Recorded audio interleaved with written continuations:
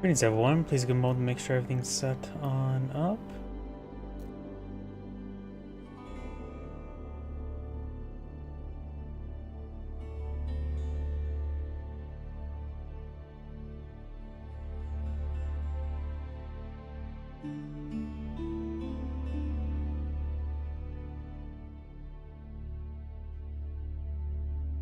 Alright, looks like everything is booting on up. Give me a moment to turn on the live chat windows.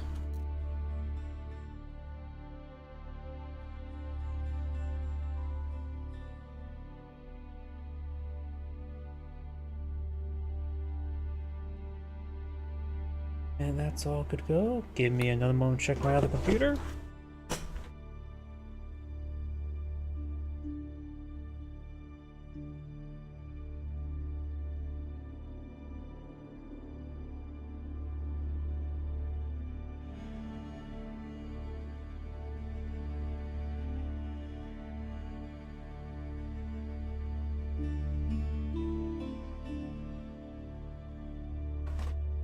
And looks like everything's good to go. So let's go and get started.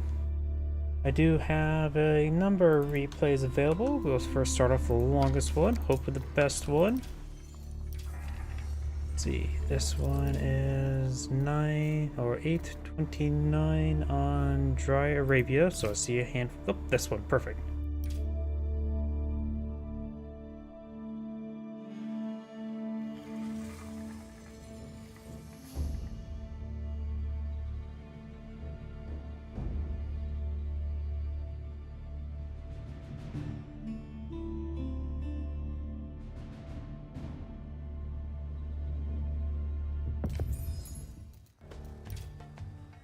Greetings everyone, and Great here for another Age of Empires 4 replay. Spawn on the bottom left side as the Magenta Ottomans, or Purple Ottomans. We got Numinden. Spawn on the right side as the Orange Japanese. We got Disruptor.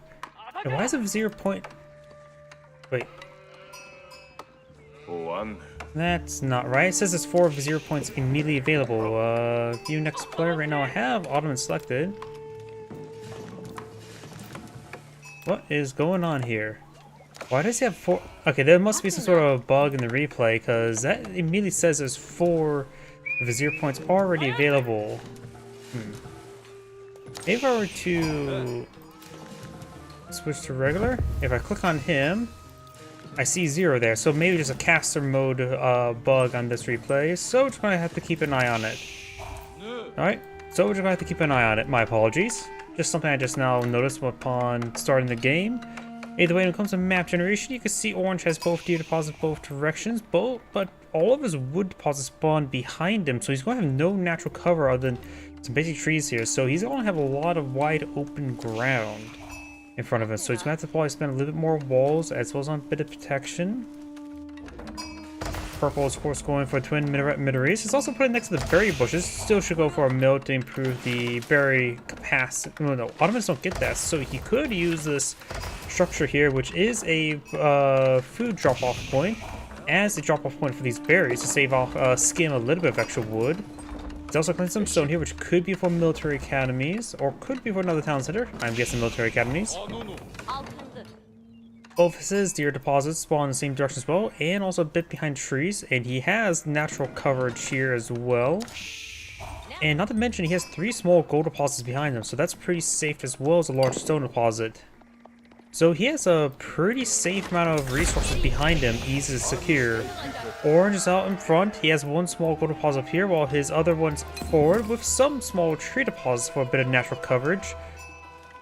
But overall, it feels like Magenta's map generation is much better. The market over here is a little bit open, as well as this one, so both sides will have open markets if they want to go for that economy. Later, Kira Storehouse versus Twin Minaret, or however you pronounce it, because I don't know how to pronounce anything, like the word apple.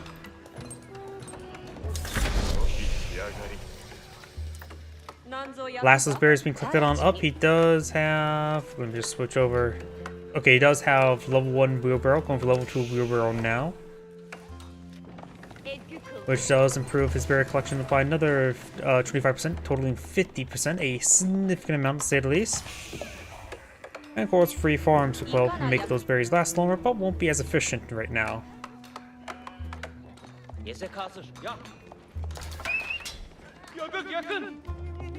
Do have a spearman deployed in the field by the Ottoman, as well as going for a meter. Both sides eyeing for a bit of eco. And looks like Japan is eyeing for a fast fortress. Cancels the arrow slit there. Scout does stab Scout. The first of his 0 points will already be available. I'm curious if this will fix the stuff up here.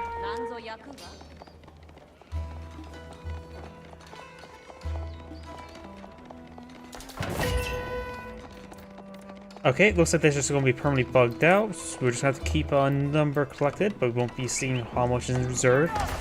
Generally, players tend to go for it immediately, but not this case. So I wonder how buggy it's going to be this time. Mid Imperial Army now being set for both players and floating gates, so both players going for a very fast castle age. Distinctly, neither side will have access to castles in this age.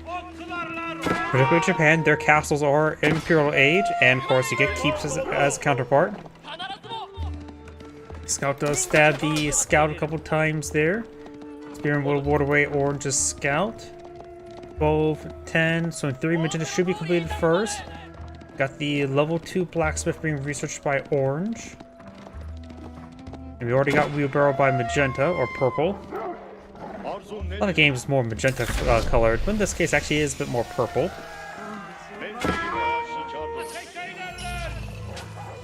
Local doggo does get put down, just as ATF wanted. So both players are now castaway. Usually it's Yoshiro into a stable, but we do have barracks here going for the veteran Ono Bugishas. And got Oni Bugisha being queued on up as well. What did the first Yoshiro? The first Yoshiro went to the town center, improving its production speed by 30%, reducing villager production time down to 15, making them build 25% faster.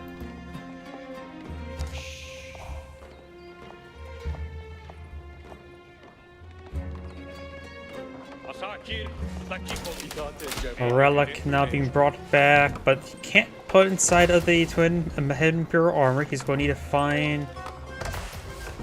Oh, that's probably where his first 0 point went in. It went to the field works. I was wondering, wait, how did the imams get there? That's because he went for the field works, allowed him to grab, picked up one relic. The other imam is still alive somewhere. Local doggo demands head pats. So looks like this relic did get dropped back home. So purple will soon have 2 claimed, and do have a fast level 3 wheelbarrow for the Japanese, but he won't. These villagers can be seizing them very quickly. Does not have improved barrier capacity like the various Islamic civilizations. So, and not to mention this gathering rate will be absurd, plus 75%, which most civilizations have the plus what? Is it plus 25 or 30%? I can't remember exactly what it was at the top of my head. Another 0 point is available. Though consuming 1 didn't make this go down by 1, but it's just assumed this is bugged. A lot of things you could go for, a lot of fun stuff here. Military camp is usually a default. Got some lancers being pulled up by the Ottoman player. He has quite a bit of force on the field, 16 versus 15, 23 versus 13. So purple has a more value in the field. Only blue shells do have quite a bit of damage. Got right now 9 damage to get up to 10 damage this age. Not to mention the banner man to improve them even further. So the lancers do need to get melee armor, not range armor, as you usually expect.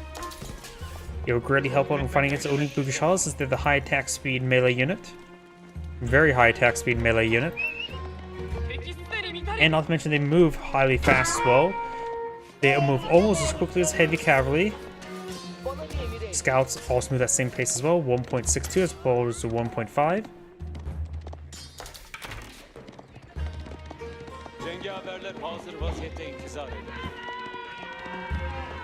Level 3 melee damage not been researched by Orange.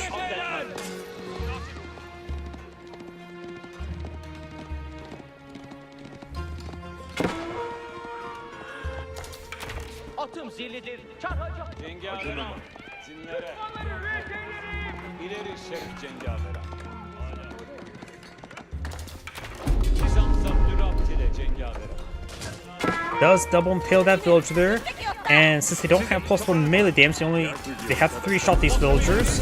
They do take a bit of damage there, no +1 melee armor. It is on the way though. Got a number of villagers there. Orange now advancing down south, second site being secured. One Lancer does go down.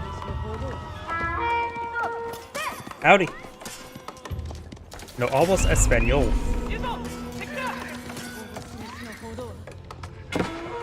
Or no hablas alemán. You have another villagers back here on off. You do have the Maganel push way forward. Spring Gold's been pulling the field. He sees the melee composition, so going for Spring Golds here. I really do think the mid Imperial Army Spring Gold production needs a nerf. I think they build a little bit too quickly in my opinion. Just probably add 30 seconds is roughly a good way to balance it out in my opinion. You have veteran archers on the field, which is a good way to counter the Oni boogie shots, which are light melee infantry units. And Sipahi, they are also good versus light melee infantry, or no, never mind, that's range. So Sipahi are pretty nice.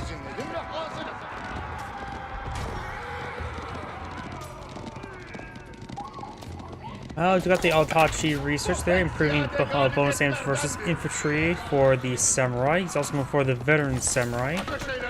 And survival technique, so late deer collection, but sooner rather than later, he was already went ahead and beat all the berries, though there's still the large berry deposit here.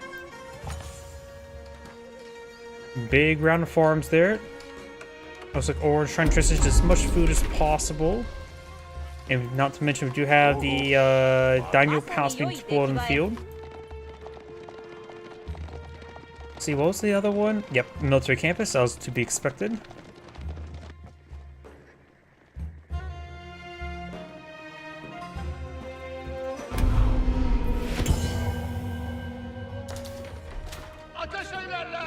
Shinto priests gain stab and become extra holy.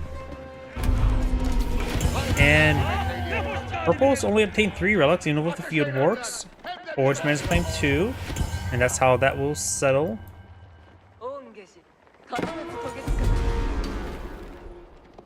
We also have a round Janissary exploring field.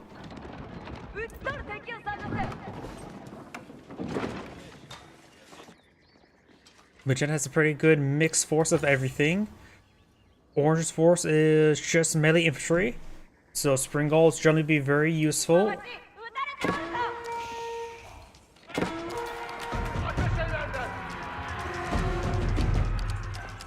You know, it's been a while since I've seen Masked Samurai. It's actually not too common now, is it?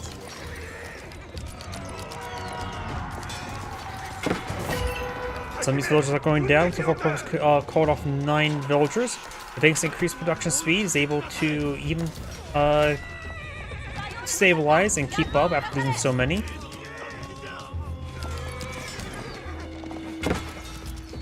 But more of these villagers are being called off.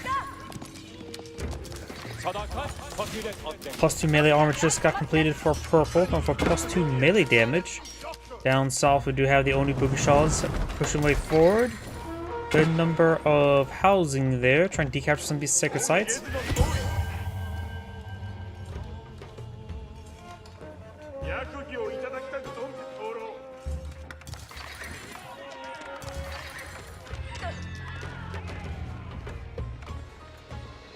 Only 1 Lancer's left on the field. Down south, got this spot he getting hit by these various samurai.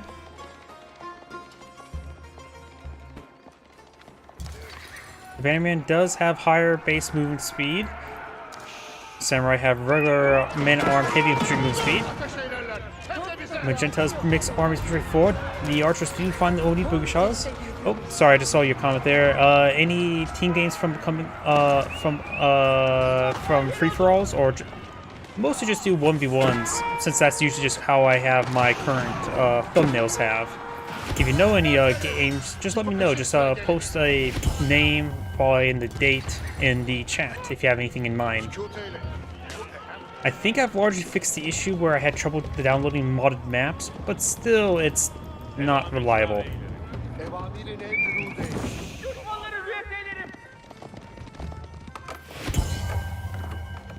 We do now have a spring golden placement being upgraded.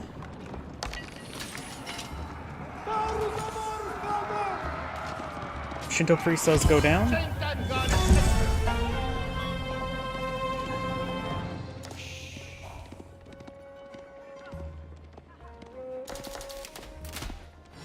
One big thing as well when it comes also to team games, I'm assuming FFAs as well, the what's it called? The caster banners only works in 1v1s, not in team games as well. So I have to manually scroll for the players. This is just very nice. Age Mythology at least did a great job of doing a team version of the caster banner. I wonder if they ever do that for try to implement that in Age of Empires 4 as well. Guess we'll find out soon enough. Some housing going down. Orange has plenty of popular housing at the moment.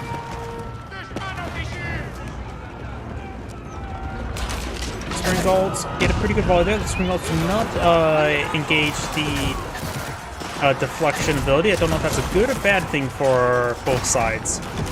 Magnetel's not too super useful at the moment. Spring Golds staying pretty healthy at the moment. And Purple is fully surrounded there. And looks like it's a bloody fight. Neither side's winning overall.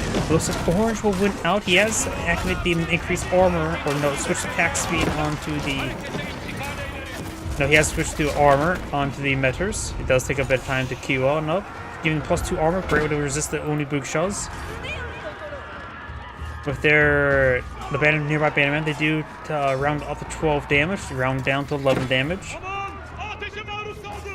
Since they receive +50% damage, they effectively do 11.5 damage per strike. And the +2 armor should be pretty useful for, say, a Man at Arms or Lancers in this situation. Lancers with the +2 armor will be up to 10 armor to save, if my offhand math is incorrect. Actually, no, it'll be up to 8, not 10. These rest of these are supposed to be pushed on back. Orange has a higher destroyed value than Magenta, but that can easily be evened out a little bit when these guys go on down.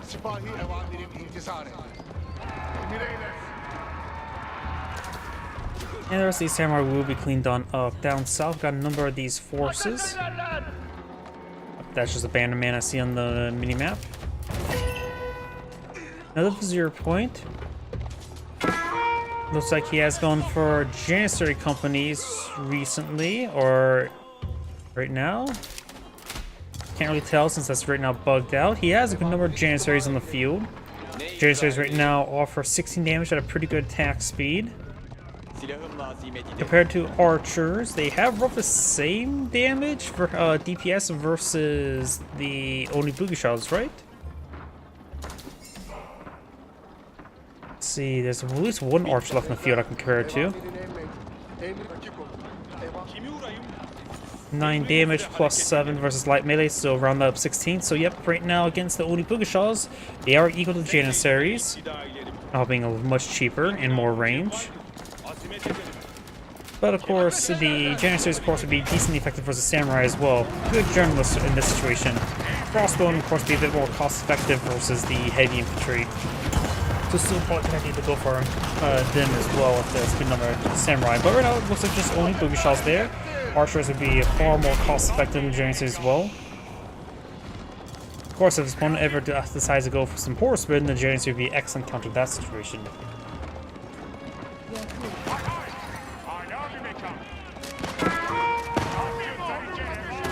Oh, we do have the Shogun Castle. Does have its rocket attack, doing 190 damage per attack, which will not one-shot the Lancers. It will basically one-shot everything else, including Sapahi.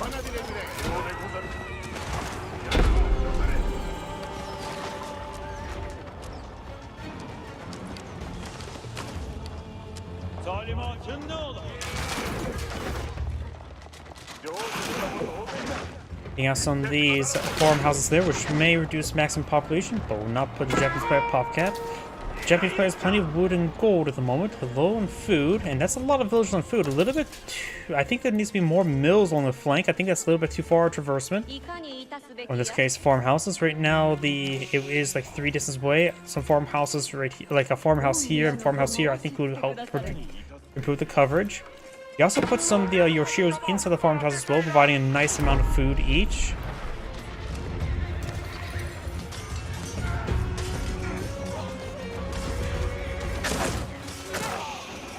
And also the Mahid Imperial Armor is still producing a mass number of spring golds.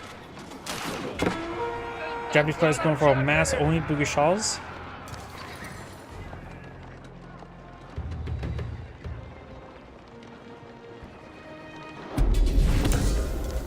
I don't know, I think this is going to go very much in favor of the autumn player, the spring golds. Yeah, the spring golds just ripped apart a good number of them. Orange still has a high destroyed value, but that's a lot of spring golds.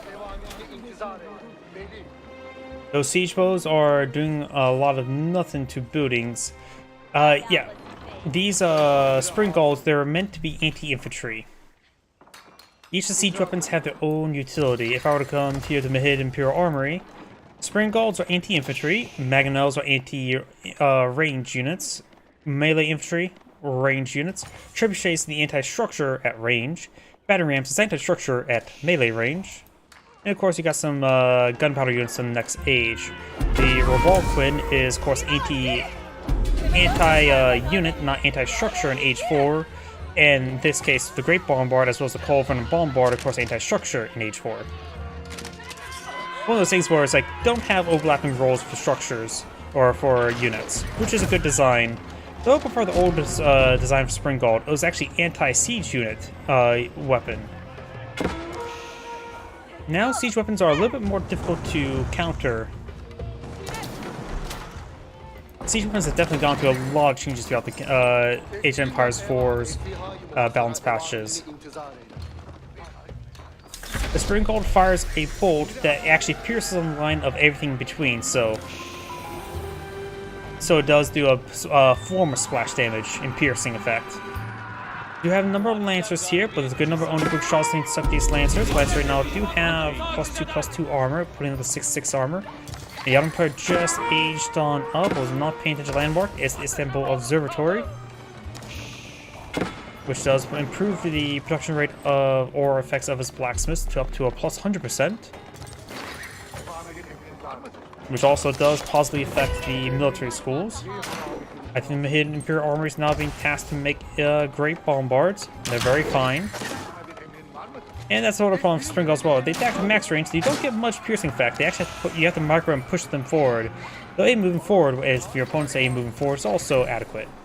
Tegashima Gunsmith now being deployed in the field, give access to free gunpowder units. We also got another Shogunate Castle. We got double Shogunate Castle in the field, so that is double villager production, while also providing a large amount of Bannerman.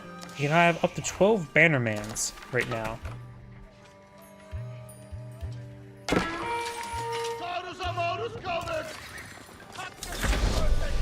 Tegashima Gunsmith is deployed way down here, which will give him supply charges to get free gunpowder, including the unique Otsu, a heavy range gunpowder unit.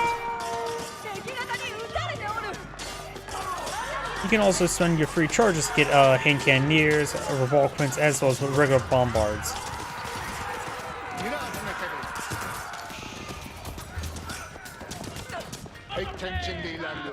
Let's look at those units there. Still got quite a bit of formation of units. And this is currently one more 0 point left for the Ottoman player. I'm always a bit more biased towards getting trade bags, but I see a value in other ones, such as siege crews. But that's also a bit more niche one. We've got the Oda Tactics, Yakiari, and the Elite Venom Onobushigas.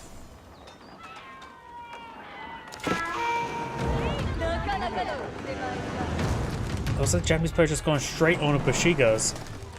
So Serpentine Gunpowder should be a pretty good option for the Autumn player at the current rate. Wait. That's right, I don't think, one moment. Yeah, Ottomans can't get, Serpentine gunpowder, can they? I forgot that fact. Oops.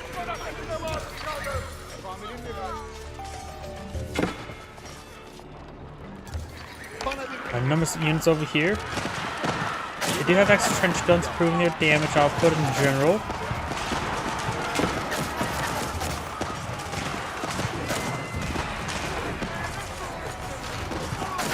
One of which you guys get cleaned on up there. Until Samurai get redeployed on the field, he could go for, the Ottoman player could go for some men-at-arms, a good frontline unit. Though almost even the Robalquin wouldn't be half bad. The Robalquin does have 10 melee armor, so would be able to resist quite a bit of damage from the Oni Bugashas. We're getting up there in damage. Old Tactics is complete now, so it looks like a max out at 16 damage.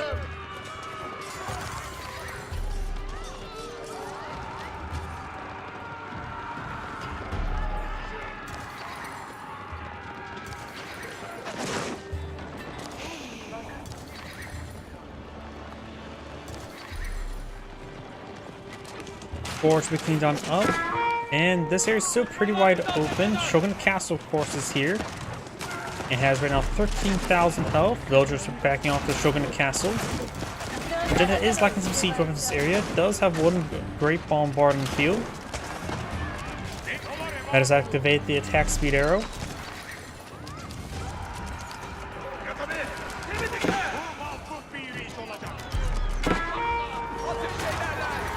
Bugashas being pursued there. Sapahi is trying to engage as well. They do have the +2 melee armor being activated there.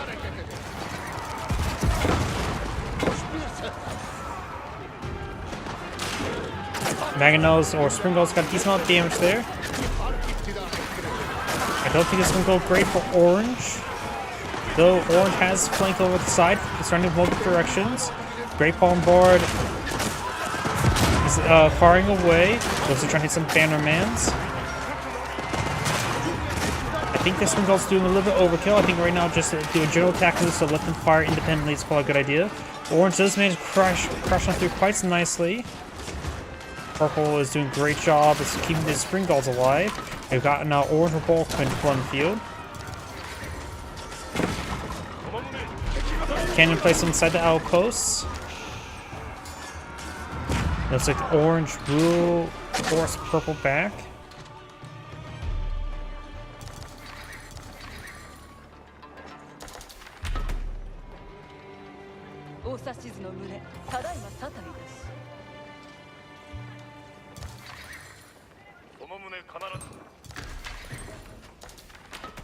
Sindir is not being researched now. My apologies if you hear my drink open up. Looks like a couple of these Janissaries going on a mission. That mission is there for them to die.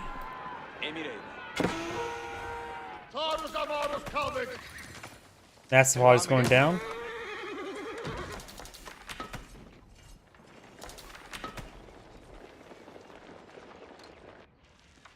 First now season this large gold deposit here, as was this one. Orange is not has a small gold deposit here to claim from, but that appears to be it for Orange claiming from the moment. Probably should get the Yoshiros inside the forges to get some free gold generation. It's probably pushing on the flank. Keep under fire. Keep has been destroyed.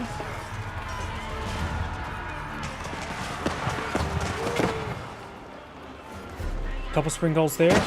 Could get some good splash. You have now a cannon placement being upgraded here. Those just backing off. Supply moving to intercept. We got these forces intercepting various everything. Got a good number of Balkans on the field. Spring goals get overran. Janissaries firing away. Oni Bugashas do cost 100 or just 80 resources, while these Janissaries do cost 160. Janissaries are very heavy in gold.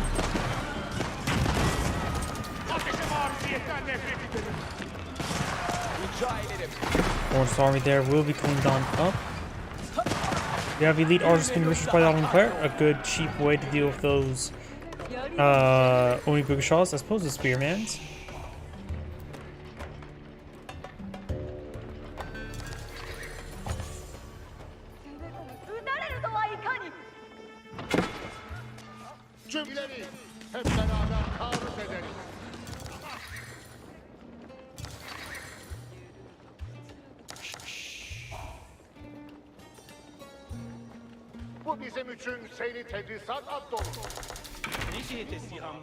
Let's see now. Got some more archers being deployed in the field. I wonder if he has incendiary arrows. Don't remember seeing them.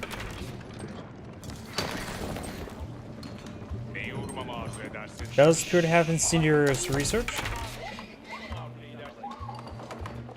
One thing down south. Got a cannon placed there. Fires around.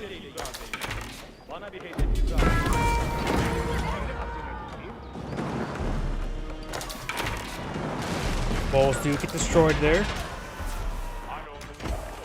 Got these forces trying to raid more villagers there. We'll find the Shogun Castle.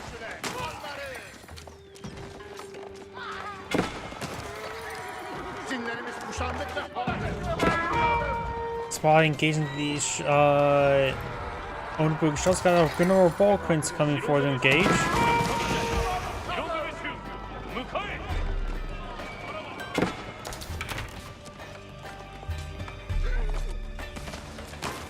More of these Spahi getting hit by those rockets. Orange down to 75 villagers. Of course, some of these farms are pretty far away. I think some farmhouses on the edges would be quite nice for some drop-offs.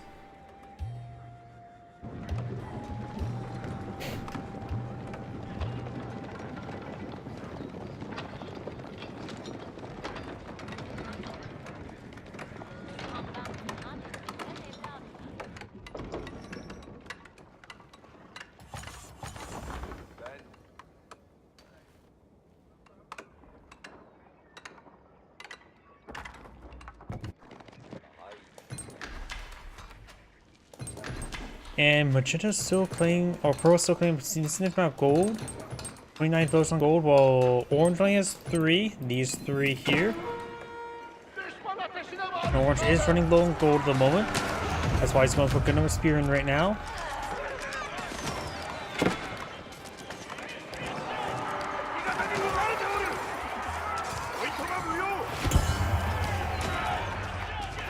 Spearmen push way forward.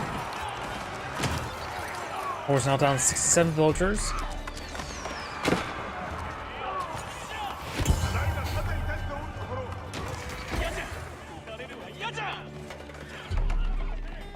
Orange now going for chemistry. Doesn't have any bonus damage or any bomb bars where you can make use of it. It says proof bonus damage of gunpowder units.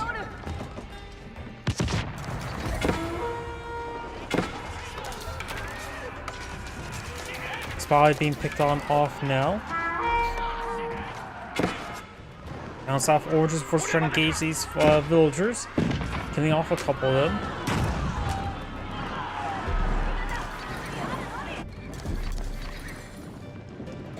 We got a good number of very fine bomb bars on the field. We'll make sure to work on many of these structures. Got 3 landmarks here. The last one is way down here, easy to secure, and the most important one. It looks like these villagers will be called.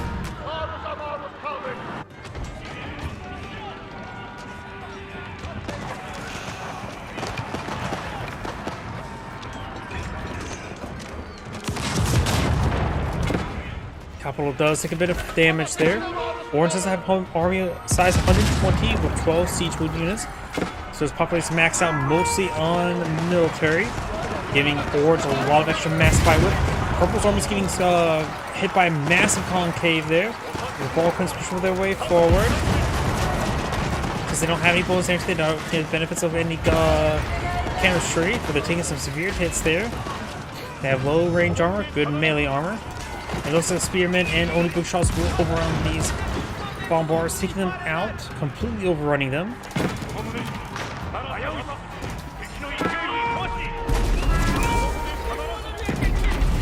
Right now, Orange is running low on gold. has some gold deposits to work with right here, or a gold deposit. Could start claiming some of the central gold deposits as well. Magenta has a decent amount of food and gold reserves, so don't have to worry about too many wood-based units. Going for a larger round number of knights because he can't afford the wood cost of his various other units. Probably better go for man-at-arms, so he's going for elite lancers, not knights.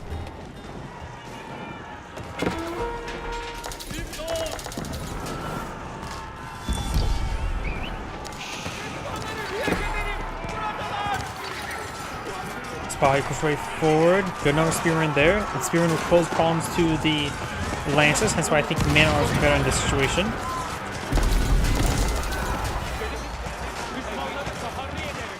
Of course, Magenta is able to focus on one army quite quickly. The one is still roaming around. Got another town center here.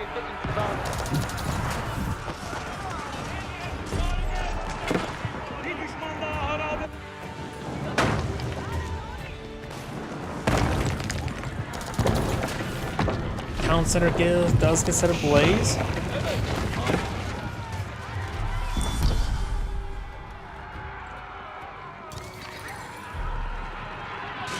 Lancers do get a pretty good charge attack there. Another round Lancers charge away forward. Archers firing away. And now we do have the Silk Potion being researched by the Ottoman Empire, improving the range of these archers. This last Vizier point I think is still available. You can always go for Cavalry Archers to complement it. The ball can fire away.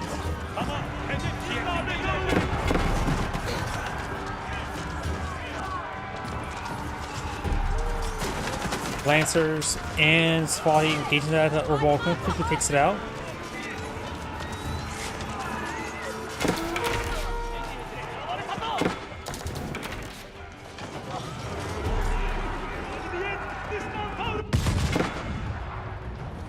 Spearmen pushing around.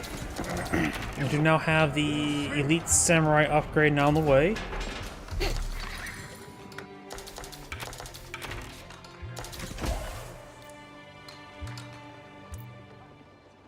Now I do have a castle going on here to protect this gold mine. There's still 3,500 left onto it. This gold mine still has nearly 2,000, while this last one still has some gold there as well. So usable amount of gold usable by both sides. Both sides need to start eyeing for other trade as a resource as well in the near future. Those trade bags will be very useful for that. The Ottoman players are running low on gold. It has good amount of wood and food to work with, so it can put plenty of supply and archers. And right now there's at least another spearman being put on the field, a Dark Age spearman.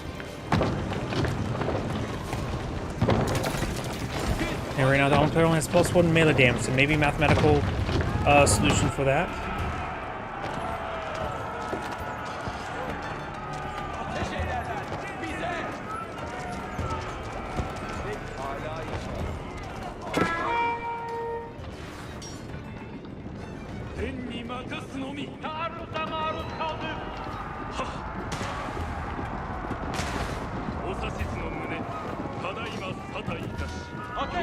It looks like magenta or purple is going to be eyeing for these small wood deposits. He must be running a little bit low. This one's still plenty though.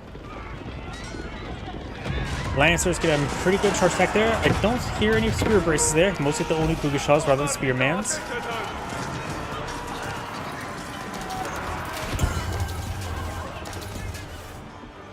Orange has some more spearmen there and has a good mix of resources at the moment.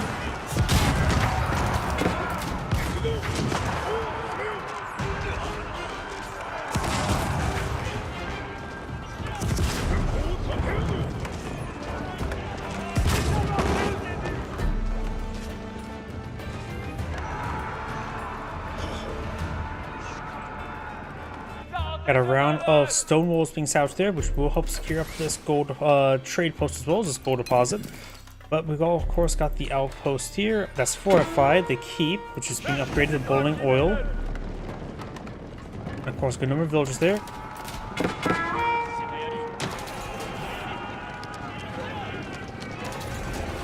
Bombard sitting on up. Nails the capital once again. Will take quite a bit of damage though.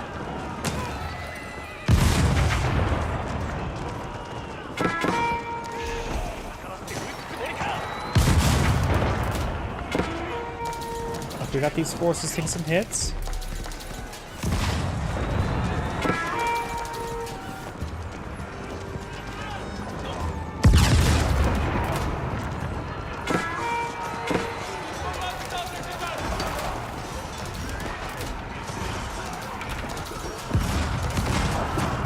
And once again, Purple's getting completely surrounded by these forces.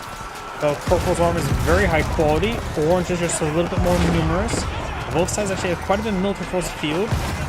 Orange is mixing a good number of samurai this time, able to punch through infantry a little bit easier.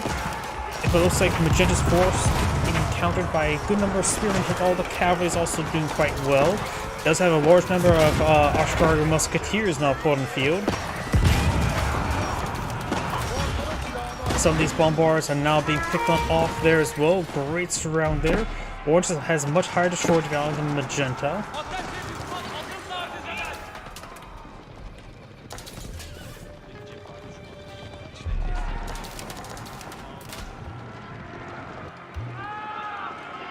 I wonder if there's a big pile of charges from here and some of those hand cannoneers. That may have been the case, maybe not.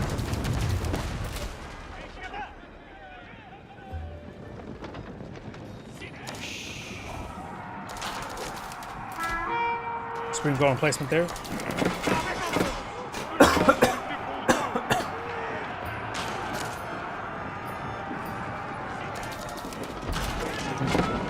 Mangonel rolls a bit of a miss there. Great Bombard does annihilate that samurai. And that one as well.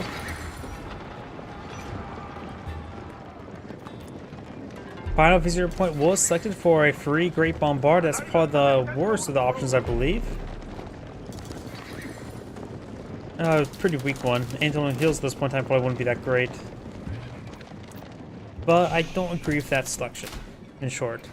Oh, Orange, Purple still has a gold deposit here. And the fact that Purple had 3 gold deposits in his side of the map, nice and safe. Very important there. This gold deposit has about 300 gold left. It may be a good idea to task 2 villagers, maybe 3 villagers to collect it. Maybe even just 1, honestly. Outpost goes down along with the villager.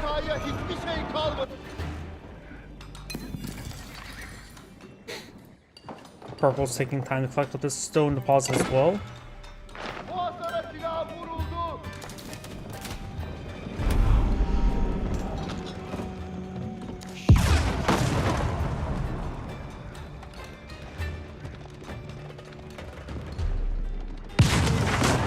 Knight does go down.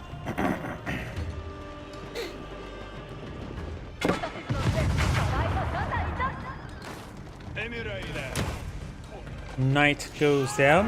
You have all these forces forward. Good number of spearmen, samurai, and 10 bannermen. No, I usually don't see double Shogunate Castle, so there's a lot of bannermans. There's a lot of heavy armor units there, so crossing would be a good counter. And the Autumn Fire has 49 crossbowmans. Ashgar, your hand cannoneers pretty forward. Great Bombard's firing away. Mangonel needs to push forward, hit the Ashgar and musketeers. Orange's surface areas having a bit of trouble pushing way forward. And it looks like Magenta's front line quickly disintegrated there. Magenta still has a higher value on the field at the moment. And Orange trying to fall back there. Lost too many samurai. And I keep on seeing Purple's village number keeps on going down. I think he deleted a good chunk of them. So right now he has 65 on the field. Has not a whole lot of resources in the bank as well, so may need to get them rebuilt. Now currently they are being built. And the other secondary towns did go down there. But now Purple's economy is actually very not good. Orange economy is also not too fantastic either, since both players are well below 100 villagers, which is quite uncommon. Got almost 80, soon to be 95 spearmen looks like, but he's at pop cap.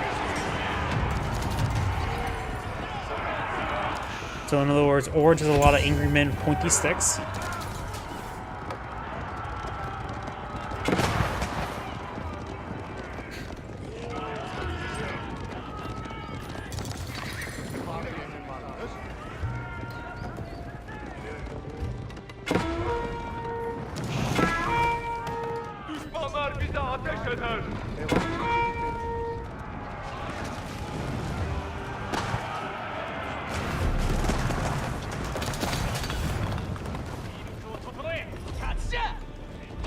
Let's see, Spearman, Onabukasha's queued up in good numbers, has a good number of these hand cannoneers. So crossbow not a great option, but there's at least a decent option. Archer is definitely a better option at the moment.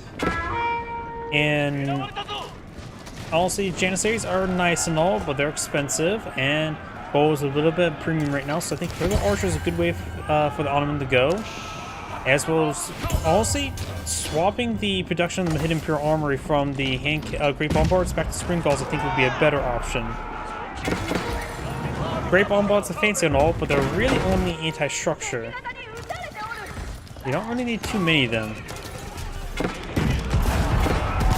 Got a bit of urbanized terrain, which would be a favorite side of more range units, in this case the Ottoman player.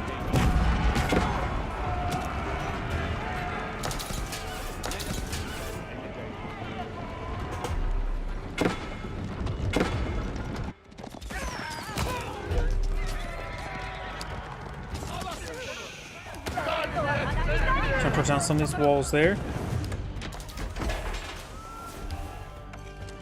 So we got these Yoshiros inside these farmhouses. Looks like now the Japanese player has a pretty good reserve income, including a good amount of stone. Could take time to delete the farmhouses in order to get out some more forages, put those Yoshiro into. Let's find the Tenkushima gunsmith there, has 14 supply charges there. And these units are slightly in range, they may want to back on off over here.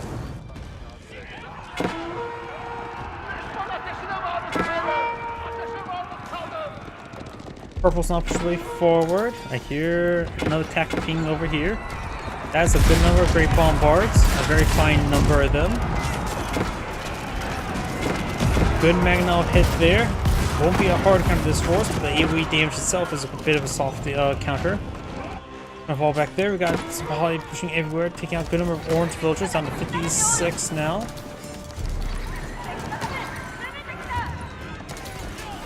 And I see the Spearman number. I can't say those being cancelled or actually manually being built. Hard to say.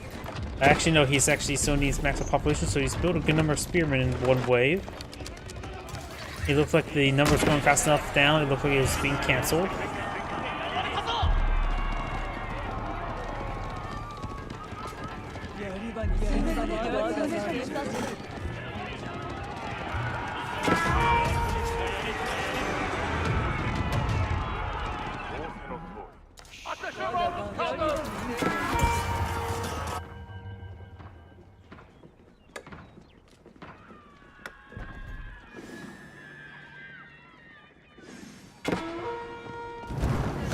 And now got the outpost picked off there. Good number of units in this region. Orange has army size 147 on the field. I just realized that. That's quite a bit. Just sheer numbers alone could potentially help win in fights. Purple is having trouble remaxing, going for more supply and lancers. Because old spearmen, it's probably not a good idea. Right now, man-at-arms seem best to me. Again.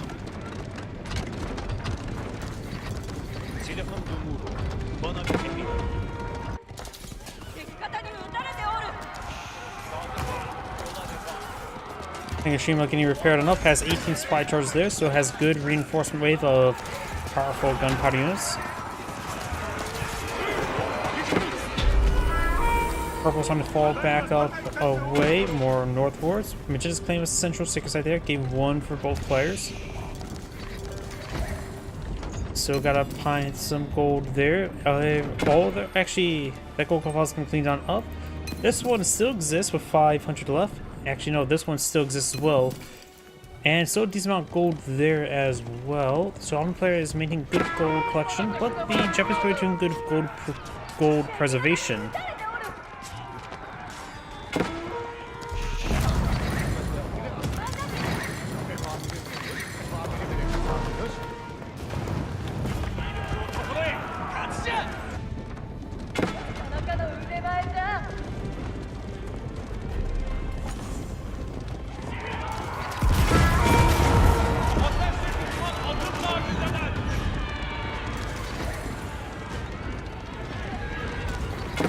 Got these Lancers now charging the way forward. Oh, here, got these forces engaged as well.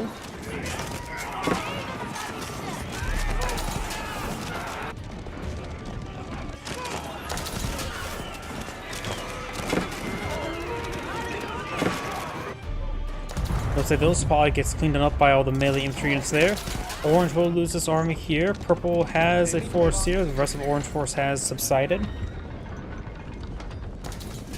Right now, when it comes to army value in the field, Purple has a higher army value, while Orange has just twice the numbers, barring the siege weapons.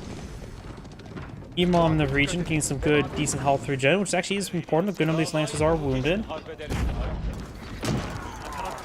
Great bombardment placement here as well. Orange forces advancing from multiple angles. A bit coming in from small forces though, because more reinforcements coming over this way. Orange's army is coming in not at the same time.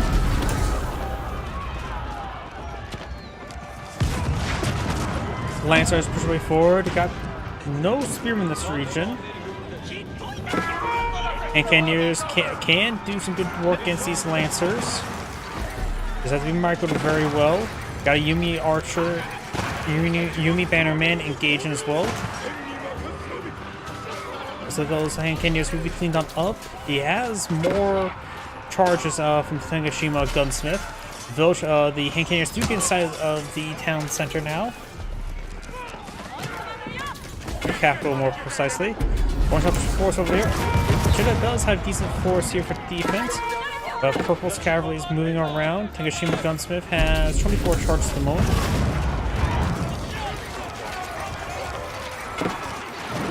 Melee forces engaging. Magano gets some splash danger. Bombards fired away.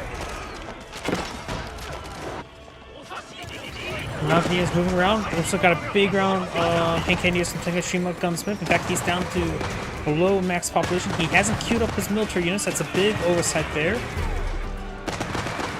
He has 31 villagers left as well. That's not a lot. He has to queue up an army in order to have any chance of living. He does have 2 sound for production. He queued up a big wave of spearmen, keeping his gold in reserve. Purple right now is low in wood and it's going for, and not too much gold as well. So because I say it's a good idea to send three villagers per gold deposit and clean that up. We do have some traders push way forward. Looks like they're providing 84 gold per trip. Could have been increased up to plus 40%. Probably easily over 100, maybe 105, 110, if my offhand math is incorrect.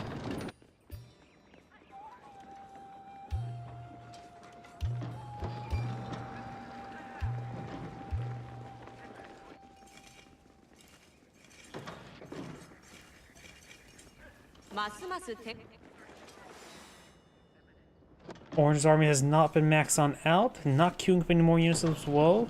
Going for a final wood chopping upgrade, okay. Don't know how effective that will be. There's still some lumber over here. Needs to queue up something. Sees the Pahi. Only Bubishaw, Samurai. Could go for anything really. Tanegashima Gunsmith has 4 charges at the moment. Got these 4 heading up north. Trying to raid these villagers, but there's not too many villagers left for Orange to be raided.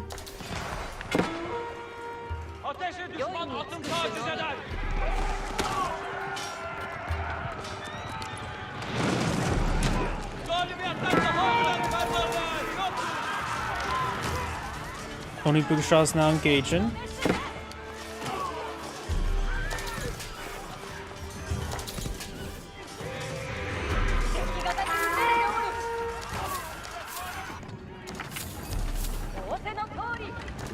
Do now have a keep going on up.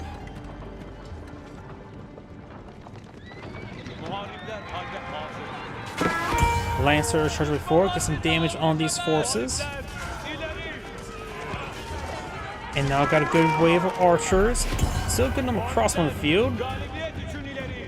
Probably a good idea to sort of slow down the production of the crossbowmen.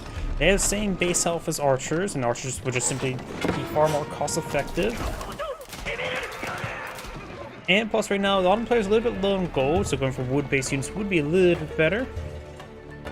Not to mention, archers will be a counter to these hand cannoneers, not to mention with the silk bowstring, they have excellent range.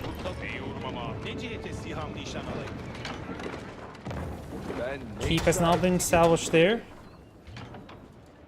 Purple has also 2 sacred sites for gold income. More trade there. May want to get, let's see, not too much stone for stone walls, but it's got some stone right there. Purple's going to be obtaining this stone deposit next, looks like.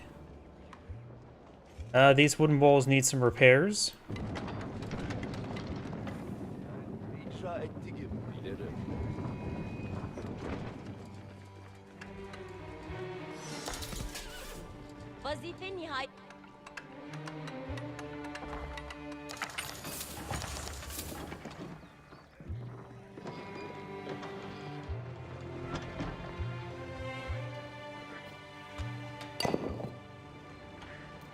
Another very fine bombard emplacement somewhere. Proud to keep that just got built. One of Bushaw's backs on off. A very good number of great bombards. I still believe he should be focused on spring call production in the Imperial Armory. He doesn't necessarily need 7 great bombards. It'll destroy walls and buildings very quickly, don't get me wrong, but I think the just mass spring calls would just be great to call off this force.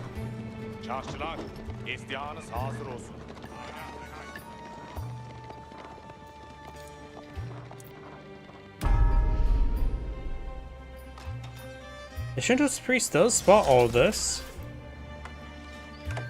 Orange right now has 61 villagers on the field. He kept a little bit of population space there just to get the villager queue going to recover. And got the supply being cleaned on up. Oh, there are VPs. The sacred sites in this game does have the VPs. If you see, at this point in time, Magenta will have every single sacred site. And in 10 minutes, Purple will win.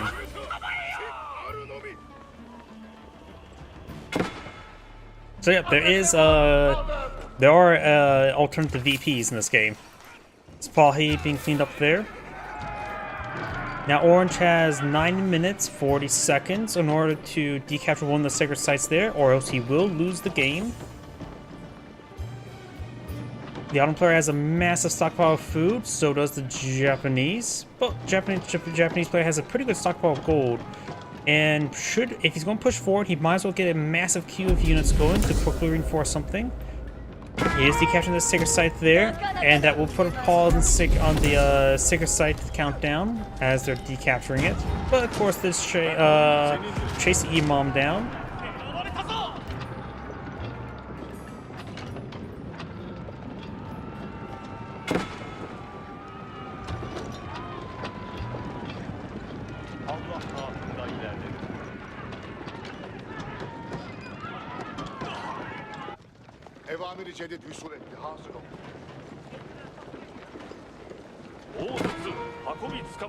And the game has entered the 1 hour mark. And this volley once again going for another raid of villagers. Orange pushing forward, this time from counterweight trebuchets to siege down some structures as the keeps.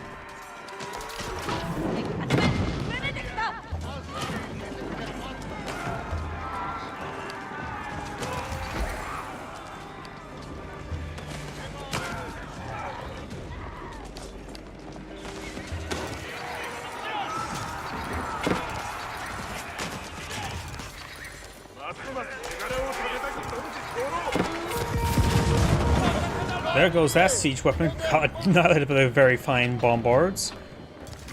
Orange probably has one last fight. Purple's going to play out the long game, trying to win it that way. Sacred Site here is a little bit exposed, but has some buffer here in Delicious Traders. Last gold deposit is being cleaned on up now.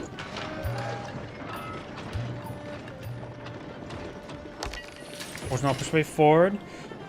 Orange has a very large queue going, but not or a very large amount of resources, just hadn't got a queue going of them. Of all the I cannot speak for now. Of the resources could go for a massive number of spearmen and only boogishaws. Trade rate for their army 130%, army 89. Or purple has a nearly 50% increased army value. Supply pushing on the flank, trying to hit these siege weapons, hits the various units there. Revolve trying to engage them. Mangonels strikes everything in the back line there. A couple Mangonels going down. 2 Mangonels remain. All the supply went down. Crossbow and Lancers push right forward. Mangonels fired a volley there. Hand Cannoneers straight forward. Great Bombards. Overkilled something there. Lancers charging this way forward. Ors killed up with good number of Spearmen and only Boogshaws. Had trouble with access. The key wasn't going to start the fight. North got stuff being engaged. 6-site victory in 6 minutes.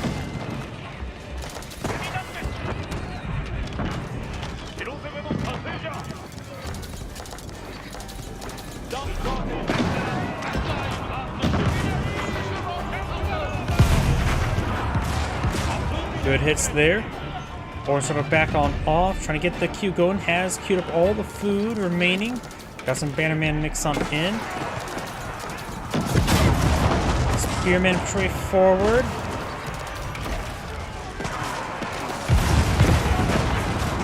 Great Bombards are doing some good damage, and the orange units are stacking up a little bit, so all the Great Bombards get some good splash damage. Mangonels got some shots on in, but mostly the frontline cavalry. Regular Bombard could try to push forward hit the Great Bombards, but will be outgunned and outnumbered. And Orange decides to go ahead and resign now. This is Angrade saying thank you for watching, and on to the next replay. Before I get started next replay, I do need the restroom. Please give me a moment.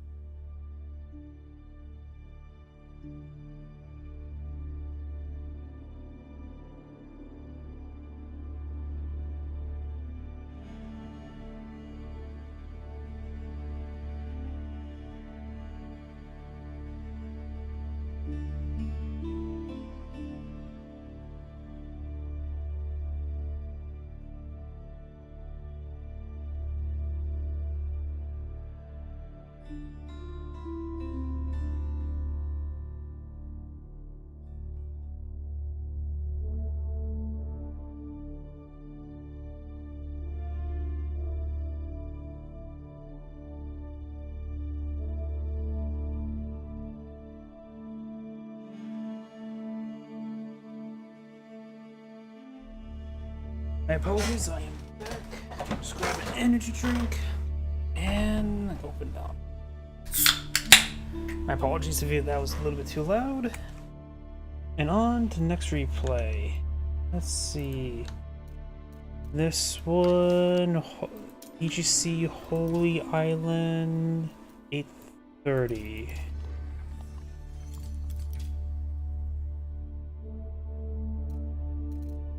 Oh, I'm sorry, I just saw you comment. Oh, have good evening, or morning, or whatever it is. Not this one. Holy Island 830. Here we go. This one. Yep, this one.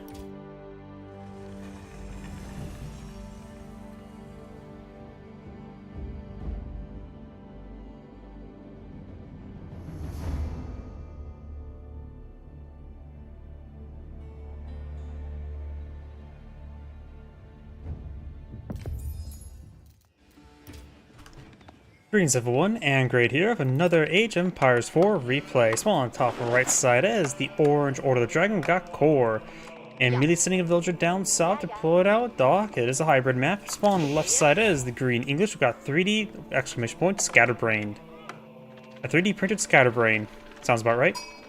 This map is, of course, a hybrid map. In order to get access to a good trade route, you'll need to secure the entire water channel to get to your opponent's side of the map. Here, orange got a good number of sheeple there. This map, let's see. English player does have 2 small gold deposits over here. It feels like these gold deposits, yep. Look at this. These gold deposits feel a little bit farther away than normal. These two small gold deposits here, so pretty close by there, easily locked down. There's just a good number of small gold deposits map, isn't there? Two large ones in the center, and another large one down here on this island itself with a sacred site. There are in fact two sacred sites, one in the center, one in the other center. When it comes to naval stuff, remember there's a couple unique technologies in Navy which could make a difference, since I don't really cast naval maps, so might as well cover them. Military ships get a little bit health regen out of combat, which is nice, but not super important. Well, this one's probably a little bit more better. Increase the range of combat ships by 1, and available in feudal age. It is a bit more expensive side, costing 500. But overall, archer ships tend to reign supreme in Age 2. I think people don't use archer ships enough in Age 2. They offer higher DPS and more cost efficiency than spring gold ships in Age 2.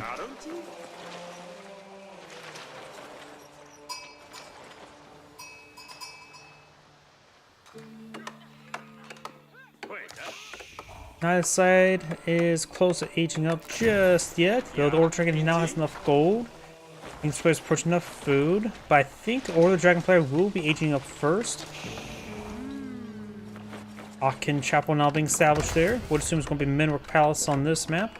It does put it back here near the wood rather than forward here the gold deposit. I think it would have been better to put it right around here to get excellent gold collection.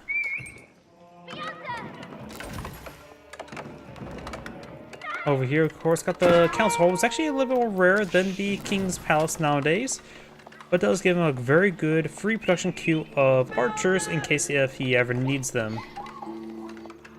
And allows him to focus on naval combat ships rather than... Oh, got some walls there as well.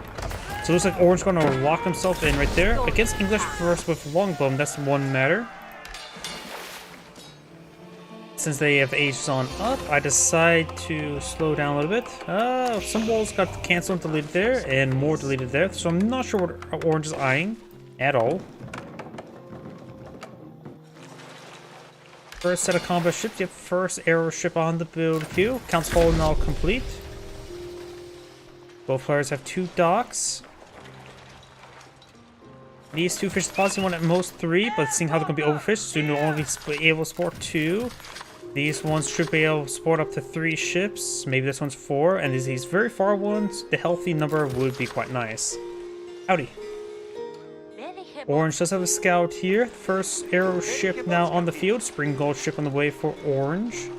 Maybe that's why he put the Akin chap back here, just to get improved wood collection. Though I think... yeah, it's actually probably better he did it for the wood collection rather than gold collection, seeing this map is more naval focus. And spring gold ships are only cost 30 gold. They're hardly a ship that costs any sort of gold. While both the arrow ship and the spring gold ship both cost heavy amount of wood, and the sheep here can be hooked up for additional food if he needs to. Got a spring gold ship here by the English player. He has a nice 3 of a not 3 out. I'm thinking one of each ship. So, and Orange going for a second spring gold ship. Got an naval arrow slit, or... no, got a regular arrow slit right here.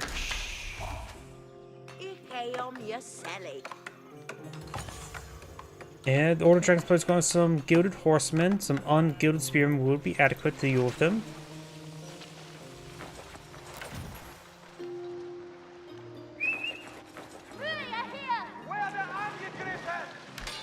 Orange going for additional dock here. Don't think he really needs at the moment. Oh, looks the villagers do surround that gilded horseman, and the hardened spearman can speed damage there.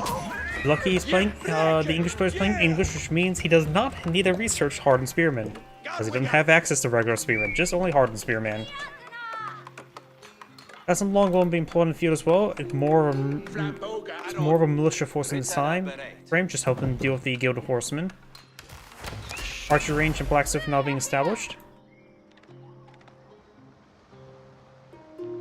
Orange not going for wheelbarrow. Green's going for nothing. Could go for extended lines. Now that side looks like it has gone for extended lines just yet.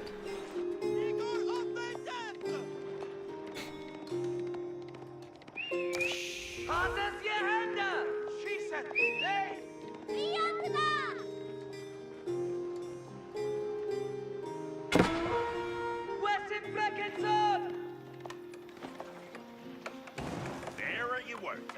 What does it say?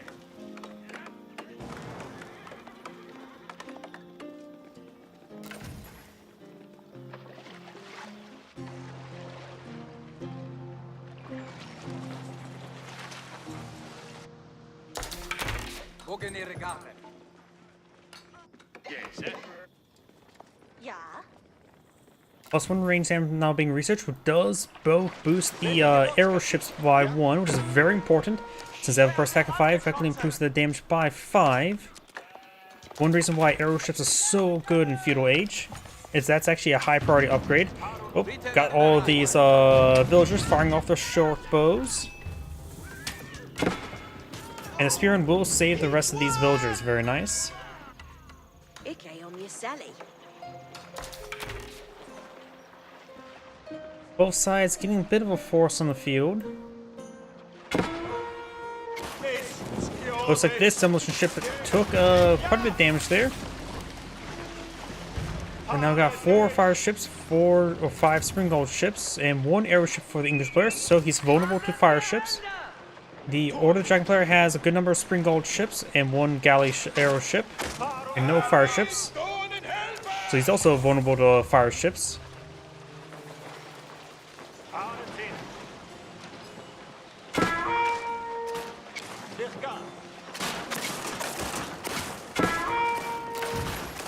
Green's doing a good job of focus firing there. Green could do man the sails and getting that wounded ship back. Fire ships starting to connect. Some good hits there. Takes out some of those fire ships. But some of these fire ships are starting to hit Green's ships as well. Orange has lost some fishing boats, looks like. Looks like Green's killed off 6 civilians. Can't say if they're all fishing boats. Good chance they were. Giant fire ship does get intercepted there.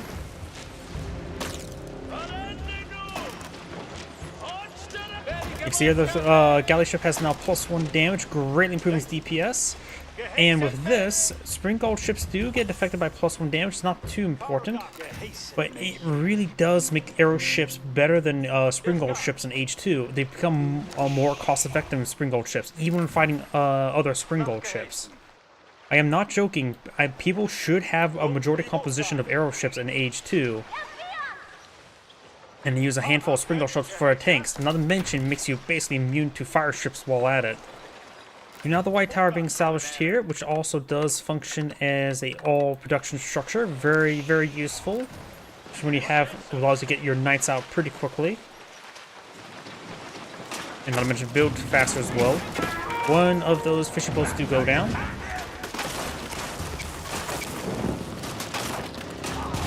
Does take out the fire ship there.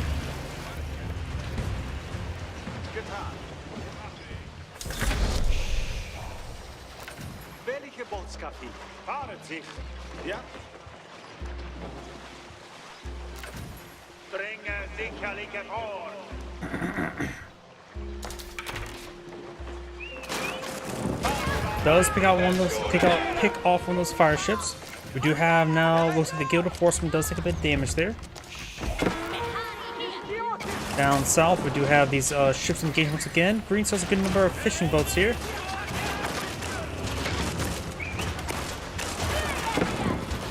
Good folks there, fire there by Green. Both sides lose a spring gold ship. Fire ship in reserve. Fire ship advancing. But the fire ship's having trouble passing through everything.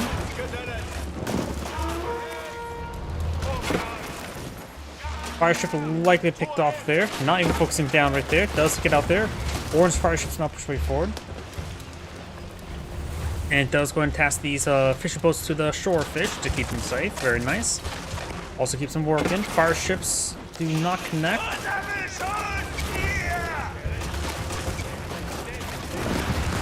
Both fire ships. Oh, that was a pretty good amount of ships going down for Green. But Orange has lost a good number of ships there as well. Massive number of fire ships forward, which may just take all these fishing boats. Decides to go towards... Yep, does take out another fishing boats there. Does take out the Springald ship there.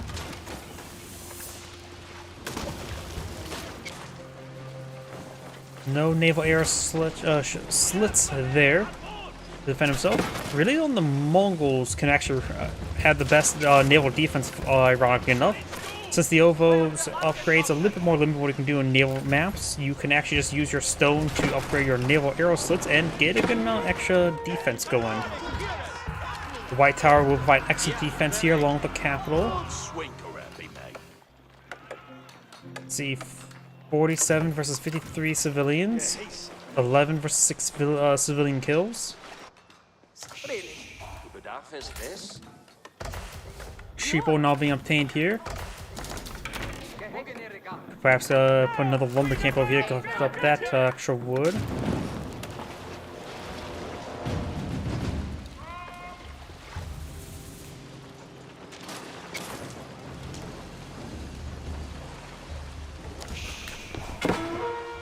Trying to mass repair that Springald ship. There are currently 4 fishing boats available. Another fishing boat there. Does not take out the fire ship. The fire ship does explode. Fishing boat's trying to get it repaired on up now. Springald ship straightforward.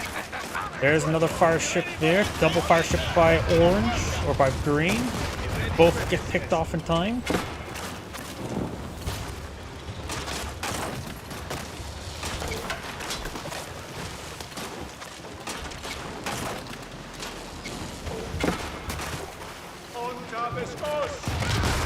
Fire ships do connect with each other.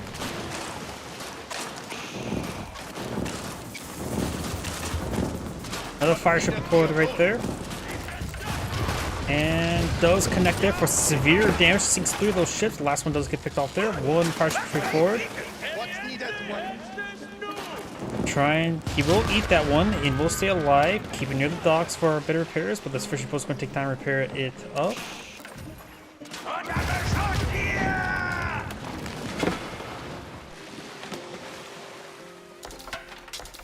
Still got the small defense force here, very nice. Can at least keep these villagers escorted as they start collecting all these gold deposits. These villagers, green still has a good number of sheeple there. That's a good reserve of food if you ever need some, which looks like he needs some now. He's actually low on food and wood. English player has actually aged on up, but has not been able to get, oh no, yeah, has not been able to get the armored hull upgrade. This will, of course, give him increased health and ranged armor, vastly improving all of his capability.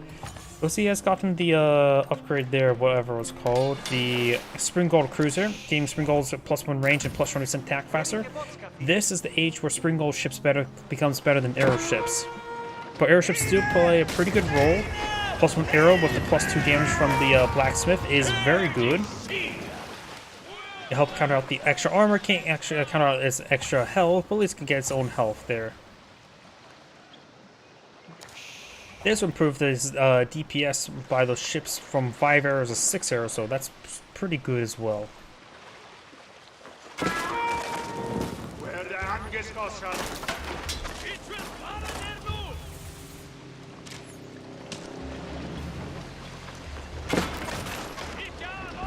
The armor hull's +20% health is very important. But he has got no blacksmith upgrades, while the Order of the Dragon has got +1 range damage, vastly improving all of his arrow ships by, like I said, a large margin as well.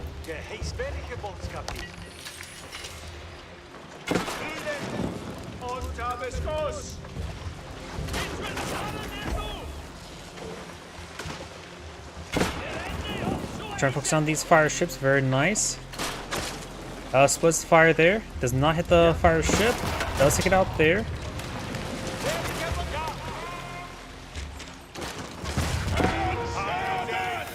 Over here, got a good number of these forces pushing forward. His other forces are advancing. He will find some White Tower fire, but nothing too significant. He's going for some knights. There are some good spearmen there, though. So I think man-at-arms would be best, but there will be Vanguard man-at-arms, Dark Age man-at-arms. Or maybe not.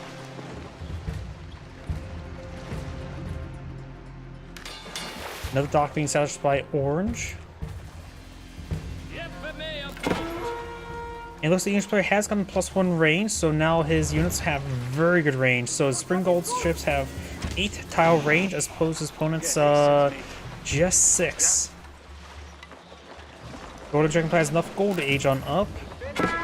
No armored hulls just yet.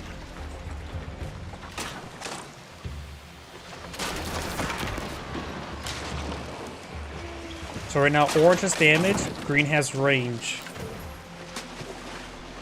There's armored hull, which will nullify the damage of his opponent with the +1 damage by getting +1 range armor, while also improving his health.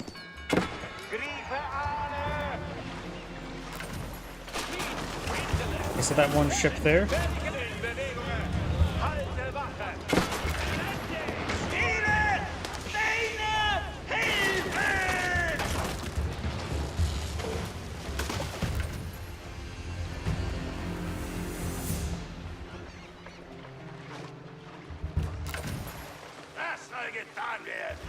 Orange has a massive stockpile of gold, needs to task the units off of gold. Remember as well, when it comes to Lord of the Dragon, his villagers are trained 20% slower, but are 28% more effective, so add effectively 8% on the total additional 28% here. Of course, he has a good number of fishing boats there, so it's hard to calculate all that stuff, but right now it looks like Orange's economy is much better than Green's. Got some fishing boats being established there. Green has sort of screen bottom barrel of resources. Orange could buy some food to start aging up. The Agion Chapel could be quite nice. Green has not obtained any relics. Not Agion Chapel, Regni's Cathedral. Overgrowth Palace wouldn't be half bad. Both I see quite usable right now.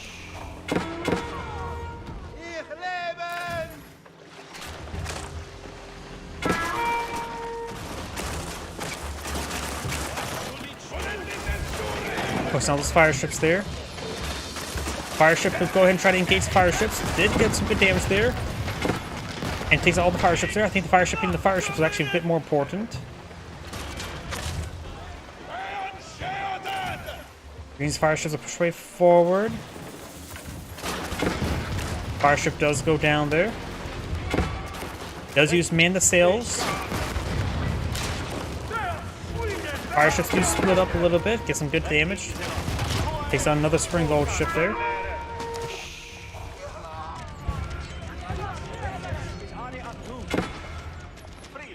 Golgraf Hall is now being established now.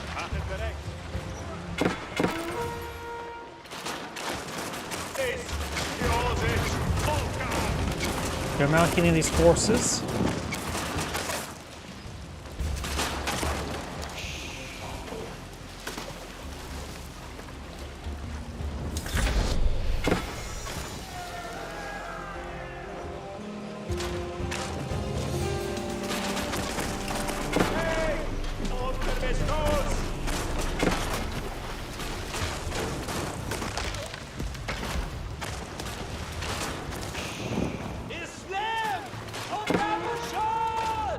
Over here, looks like Green's now advancing. Longbow straight forward, just regular longbowman. Knights getting some hits there onto these villagers. Does hit on a number of them. But got some good spearmen intercepting. Looks like here's some mana sails. Don't know who by who though.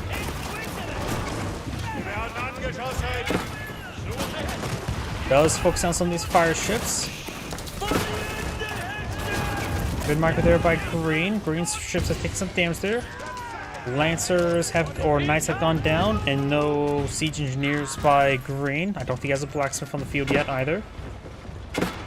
You have some gilded Knights being pulled by the Lord of the Dragon. Looks like got armored holes researched by Orange immediately.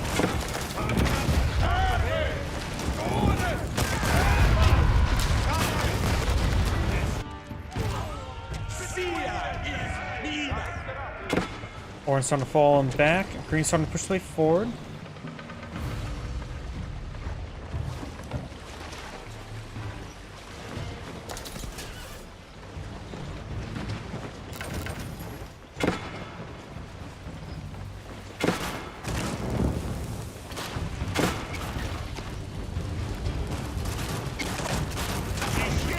spring gulls. Engage spring gulls. Do have this fire ship.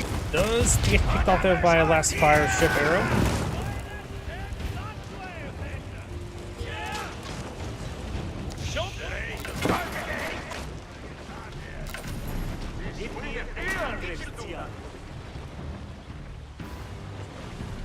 This looks like some of these fishing boats would be intercepted, or maybe not.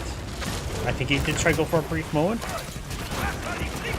Fire ship took a pretty good broadside there, and another fishing boat does go down.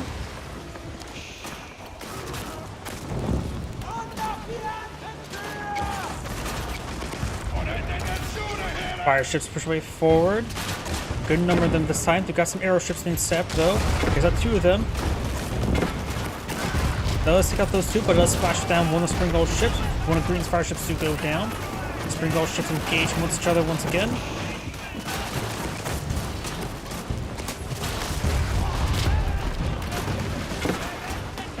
Fire ships do engage each other, but Green's fire ship plows on through and gets picked off. Of course, they do have a healing ore there thanks to Orange's docks.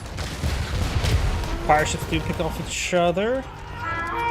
Gilded Knights being hit by various forces. Still just Hardened Spearmen and Veteran Longbowmen now. Bunch of Angry Men 46 takes out that Gilded Knight. Green has a much higher destroy value than Orange while at it as well. We do now have the regular Man-at-Arm upgrade for the Order Dragon. Some of these structures are starting to be picked off now.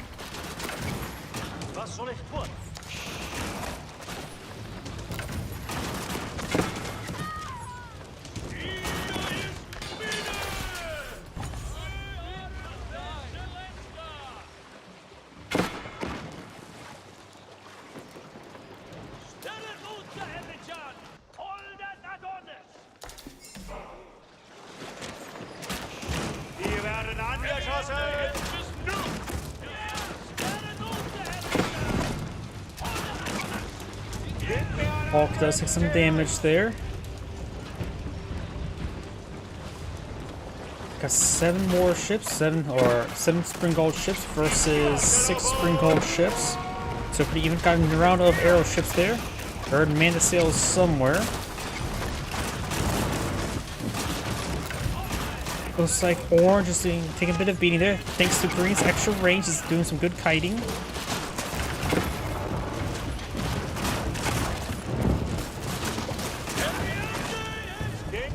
Hulk here takes some damage. For both sides, looks like Orange has gotten for increased demolition ship upgrade. And Green has not gotten the Incendiaries upgrade. Increases explosion range, splashing more ships at once. Now the skilled armor as well as the veteran veteran gilded archer upgrade. Fire ships blow in the field. These fire ships was going to connect for pretty badly. That one did quite nicely. Fire ships started getting knocked out there. And we've got another dock here to severe damage. Green's fire ships are able to connect and stand still there.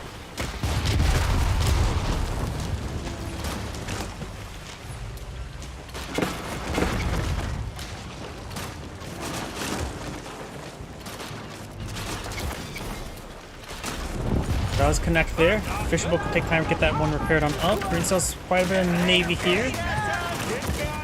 And Orange's Spring Gold ship connects there, getting some good damage. Got the Gilded and Man-at-Arms and Gilded Knights before, but Green has just a mass force in the field. Not a great force, but a usable force to defend against the armored units. Hardened Spearmen, Veteran Longbowmen versus regular or Gilded Man-at-Arms, regular Gilded Man-at-Arms, and those Gilded Knights as well. Good hit there, takes another couple green ships out of the commission.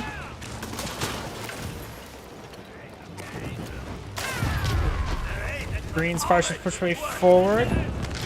One does get destroyed, the other one intercepts. Orange taking time to collect some berries. Some sheeple still here. No farms around the Akin Chapel. And it looks like Orange going for a massive amount of stone, but there's only 2 pebbles in his inventory, so I'm not sure what he's using that stone for. No naval arrow slits here.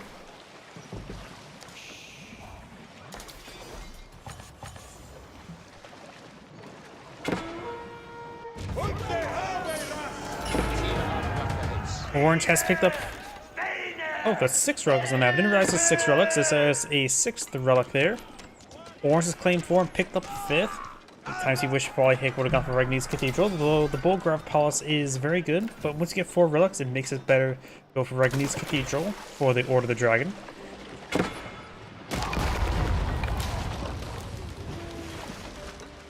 Right now, Green has a much larger military force in the field and dimension value as well. Green's on its way forward. Green has a number of crossbowmen, some spearmen, and a good number of longbowmans.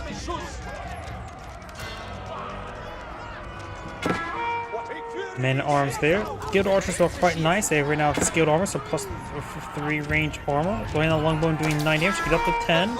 So the gilded archers can take only half damage from these longbowmans.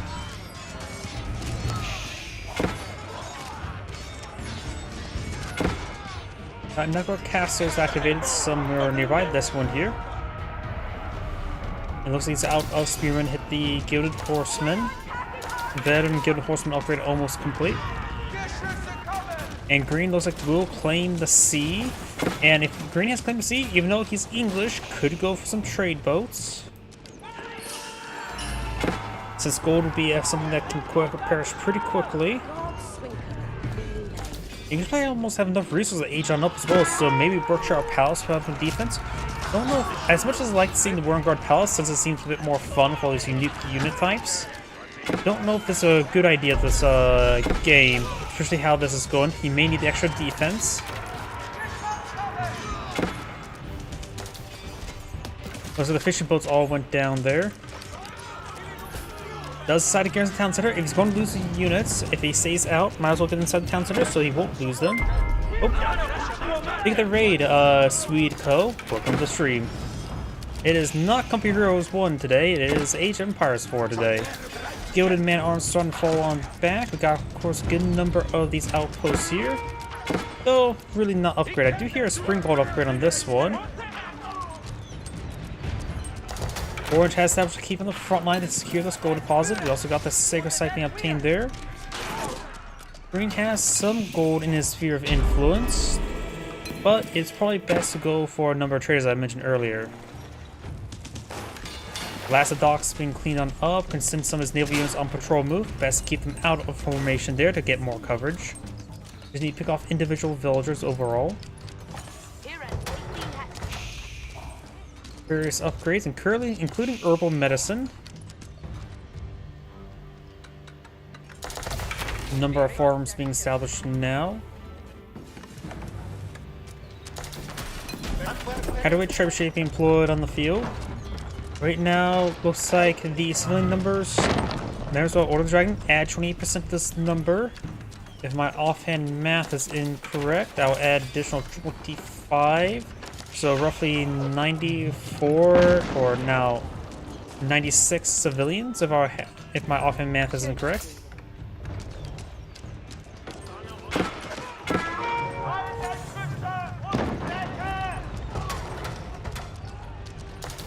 Another barracks here. No, actually does have siege engineers, which would be quite handy to get some battering rams quickly deployed in the field. Trebuchet hitting the keep.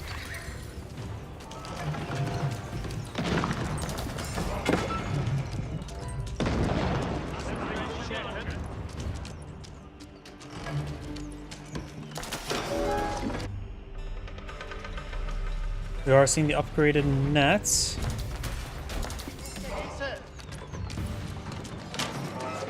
Trade ships are relatively expensive though. 9092 population. Didn't realize trade ships were actually 2 population.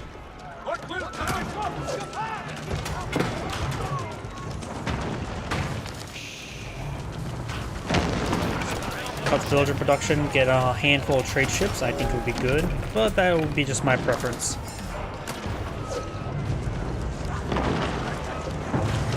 Right now, the English players seizing this gold deposit won't last too long as well. Right now, the English player does need more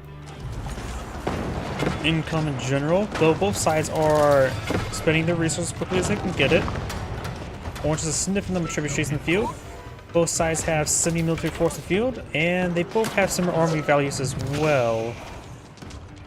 Good archers, good man-at-arms. I think Green's force is a little bit better at the moment, though some of it is inflated by naval units.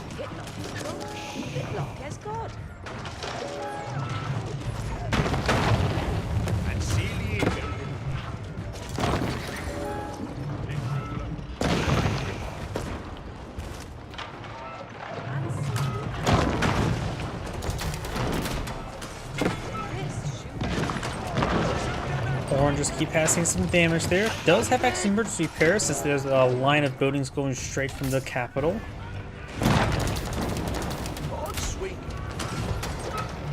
Does repair up to 3,000 health, which the keep could activate now and probably get a full healer.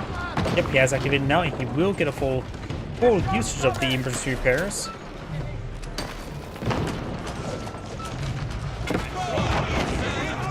Green's not pushing forward. Got a good number of prelates there, inspiring these units, getting some extra combat benefits. English player does have armor clad there. Going straight for some of the trebuchets, clearing those out. Got a good number of mangonels here. Regular horsemen trying to engage these trebuchets as well. Does have a good number of those not idle right there. Crossmen pushing forward to engage some of the gilded man-at-arms. Regular man-at-arms engaging the gilded archers. They have 12 damage at the moment. They inspired. Thanks to armor clad, they take a lot more abuse, but we've got some gilded crossmen on the back line. All of Orange's trebuchets gone down. Green's village is heading down south for the winter. And Green's starting to fall back. Both sides took some losses there. Overall, Green has a higher destroyed value on the field at the moment.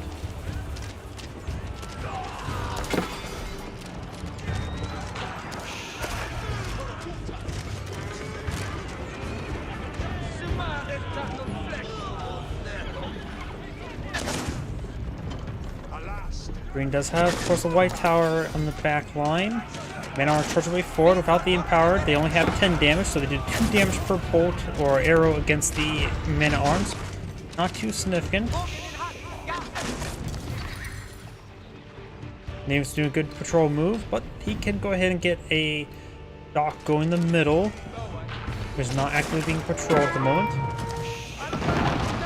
Trebuchet is trying to hit the spring guard. One does connect. If he has the shrapnel projectiles upgrade or whatever it's called, you can perhaps splash him down. But the problem is, if he had a siege workshop, it's all destroyed. While I'm most relying on the white tower to build the trebuchets.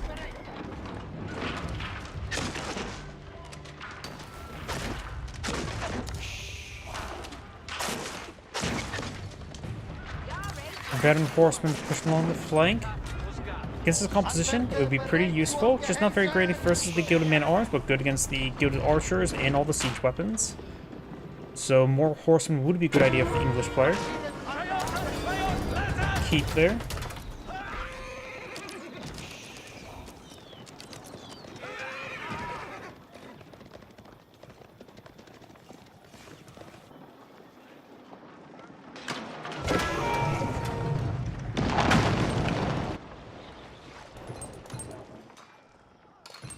Emergency repairs is available. It does also have a relic on the inside, improving its damage and range for both fire armor and range armor. Horseman does find some villagers here. And now we do have the Berkshire Palace being established by Green right there, while just trying to help protect his flank for his farms. Elsbach Palace being established here. That's a pretty rare sight. Perhaps trying to get the damage reduction aura on this area since he has creep all the emergency pairs. This will reduce the damage received. Let's see, execute plus 50% health, and booting with his influence takes 25% less damage. Effectively giving it plus 25% health with the damage resistance.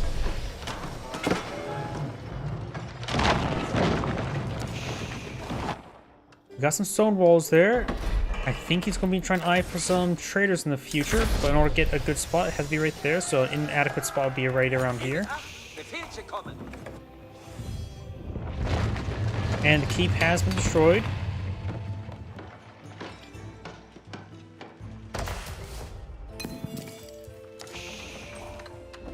It's still a good idea to go for this upgrade. Improves the gold drop-off rate by 15%. Makes his gold in the field last much longer, or provides much more, since 50% of 8,000 is what?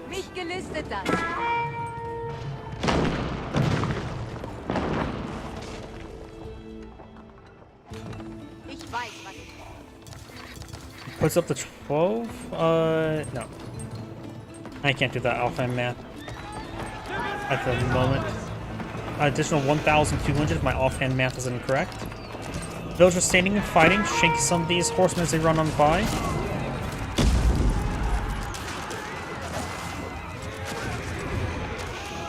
Horsemen do go on down there quite nicely. No textiles on these go-to villagers at the moment. Do now have the biology research for the Lord.agion player. We've got elite horsemen for the English player.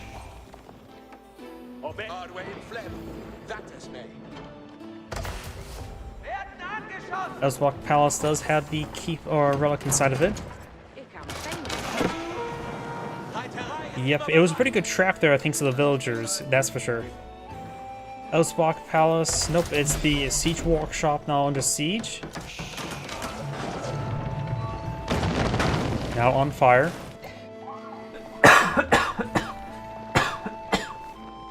My apologies. Horsemen heading down south, trying to engage some villagers. They are actually way down here, heading more somewhere.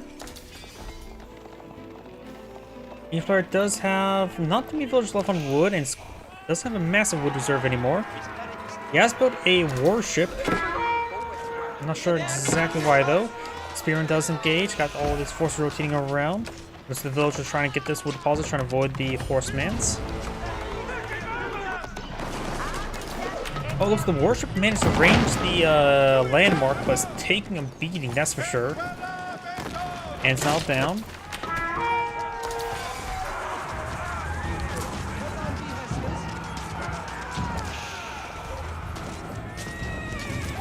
Horseman does go down. Let's see, this thing has a range of 9.6. I thought the Carrack had like a range... maybe with the English upgrade, it gets a longer enough range to outrange keeps, but the relic does also increase the range of it, so maybe it was the relic that changed the map there. I don't remember the range of the warships in general. Got now the Elsbach Palace getting emergency repaired. It looks like got Tideborn for orange, has claimed 5 relics. Go to Man Arms, could check out the trebuchets. It is affected by its own aura there. So it takes 25% less damage and it has 50% additional health. Gonna take a lot more beatings, that's for sure. Also got one of them is going for the reinforced defenses, increase the health of towers, walls, and gates.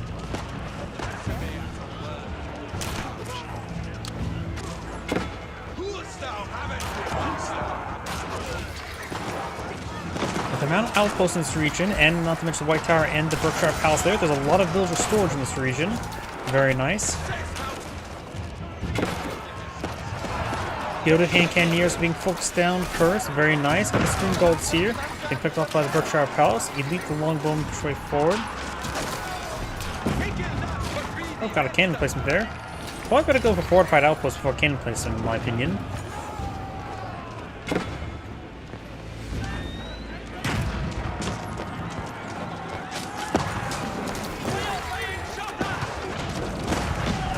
Longbowmen straight forward. He does not have the Warren Guard Palace, so can't get the elite rangers. But he is doing a good job focusing on the gilded hand cannoneers, because he has bonus damage versus them. Good horseman straight forward. Got the regular horseman trying to advance as well. No biology onto them.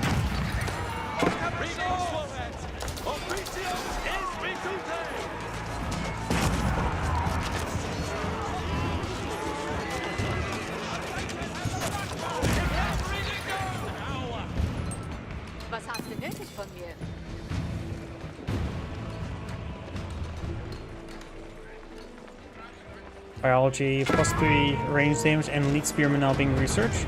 Do now have the war horses. Go nice to take 25% less damage while charging, as will get them elite. So looks like he's going to try to go for gilded horsemen. He has a good amount of relics right now, so has a decent amount of passive gold income. Most of the gold on the map has been seized. We got this 3,000 gold there, another 1,500 here on the English side of the map. The English player is going for trade ships. Looks like providing 25. Huh. Provides a mixed income. Do English trade ships have different work rates? I'm not sure. I thought they only provided gold, but that may be something special with the English trade ships. You know, I have no idea off the top of my head. I don't know all the differences when it comes to navy between all the civilizations, honestly.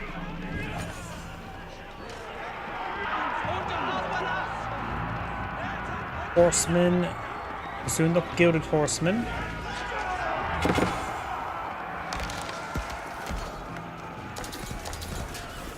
At least keep the English player at bay. We do have now these docks heading on up, trying to intercept the trade there. It's actually skimming the coastline as well. Going for a triple warship to quickly come out swinging. Our palace trying to provide some protection here. Got some warships now being deployed out as well. Fired a broadside against the gilded horsemen. Various upgrades here has not been obtained. Swivel cannon makes the spring gold ship an effective unit versus the warships, more cost effective. But warships are of course easy just a move forward. It looks like these guys have 9 tile range at the moment. These guys here have 10 tile range. So it looks like the warships can outrange the Elsbach Palace, but maybe have trouble since 0.4 range is a little bit difficult to proper position. Without the relic, they definitely can outrange the keeps. Maybe it was a vision issue? I'm not sure. Another round of trade ships going on down. You see right now this keep has 10 range, while these guys do have, or 8 range versus these guys 10 range. So Green's warships will be able to take them out beyond range. Reinforced hulls being researched by orange now. Blue or green does not have that. Good micro there. He can pull back this warship to the docks, get some passive health regen. Best to focus down the wounded one first. Try and prevent receiving any volleys in return.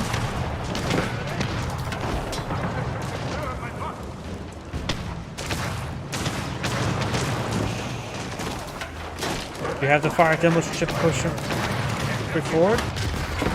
Good shot there. And those two managed to get a nice repair group for there. Warships both go down to that fire ship. Very nice. This one does fire a broadside on the keep there. They've got multiple fire ships being put up by orange to intercept the warships. So green will need to get some escorting arrow ships.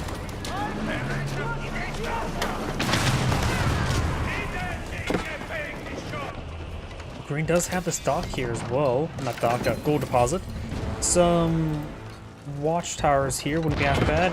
Outposts with some sort of upgrade would be arrow slits or spring golem placements to intercept ships. It's not a bad idea.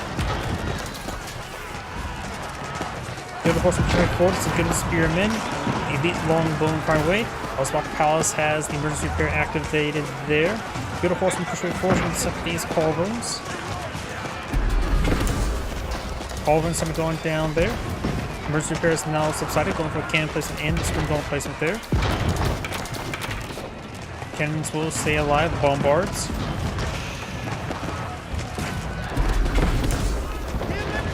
English player is actually running low on wood. They need to get some more builds onto it. We're now 15. And the Elsbach Palace has gone down. Which means that now there's an exposed relic here, but I don't think Green's built a single monastery on the map.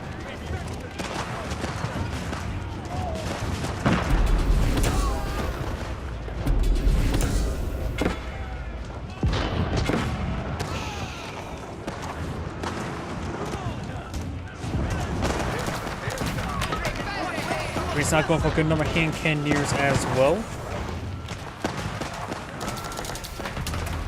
Couple more mangonels there. Orange does have a keep up north as well. Takes out a good number of these gilded hand cannoneers and longbowmans. Forcing down some of the stuff. Cannons rotating around to the keep. Very nice. Walls here. No stone towers. No traders.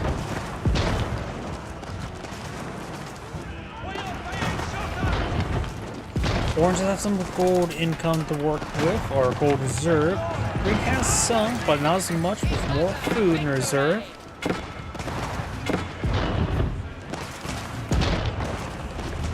This game's been a knockout, drag-out brawl, and Green's losing a good number of villagers. Don't remember him losing villagers. I think Green just deleted some villagers right there. I just saw his number count goes down, but I don't remember Green having 4 villagers.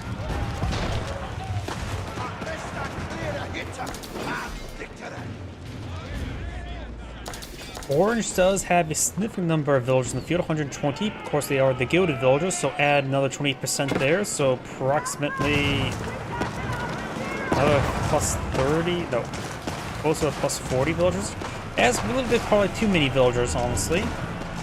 Not to mention there's warships in the field, which both consume 5 population, so there's another 10 population he doesn't have on the ground. So he's having trouble with the military force. His capital's not under siege, got the Aachen Chapel behind it. Bulgar Paul's not pulling out anything at the moment. I'm not sure Orange's military is on the field at the moment either. As well, the last 3 for annihilation victory is these 3 landmarks there. The capital has gone down, got the Guildman arms pushed forward, King Kenny's from the back line, forcing charging way forward for both sides. The Green has an army pushing his way forward. With his lack of villagers, he's able to accumulate a large military force in the field and start advancing. Mercy Repaired was using the town center. Can be using the destroyed shade, apparently. I did not realize that. Also cast it right before it went down, using the other towns for source repairs. Did not know that could overlap, but it did.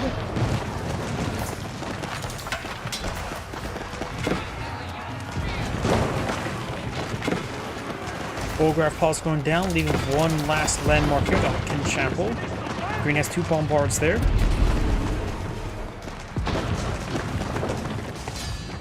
And looks like Orange has resigned. This is Angrade saying thank you for watching, and on to next replay.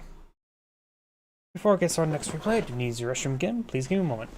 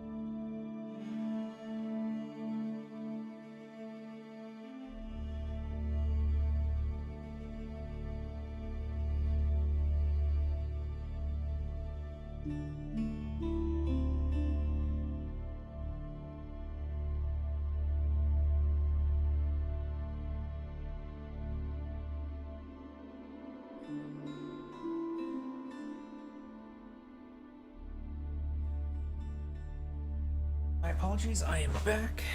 Let's see now. We'll do this one.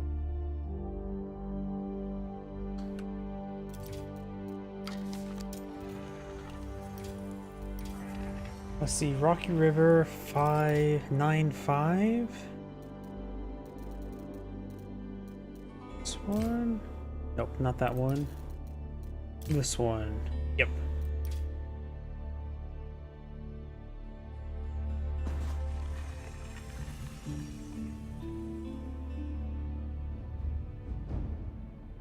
And this probably will be my last cast for tonight.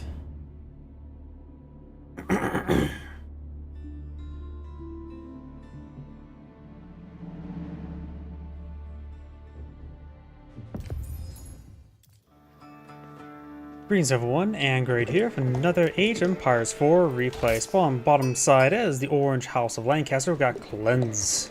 Spawn top left side is the blue Delhi Sultan, we got Star Flark. Let's see, map generation. Looks like orange's gold deposits all spawn in front of him. Same thing blue, so no safe gold there, all somewhat exposed. Let's see, anything else? Of course, Delhi Sultan, since he's Islamic, does have the improved berries. So these berries right here will be very nutritious. And also a handful of berry deposits in the center of the map, as well as small deer deposits as well. House Lancaster does have a stone deposit behind him, so you can get some safe manners going. Probably age up the Castle Lancaster. And then just go for a manor boom. At least someone can go for many things. Though right now it seems like the not Tower of Victory, but the House of Wisdom is more common. You know, I see more potential in Tower of Victory. Abbey King's not being salvaged. Oh, Abbey King's by House of Lancaster, not the Castle Lancaster. This will give him access to the Lords of Lancaster, a unique heavy infantry unit there. Dome of the Faith now being salvaged there as well, for the bargain bin scholars. And we do have some stone being collected up there. Can't remember how much the Lords of Lancaster cost, but you could just go for a small force of them and start raiding some stuff with some heavy infantry.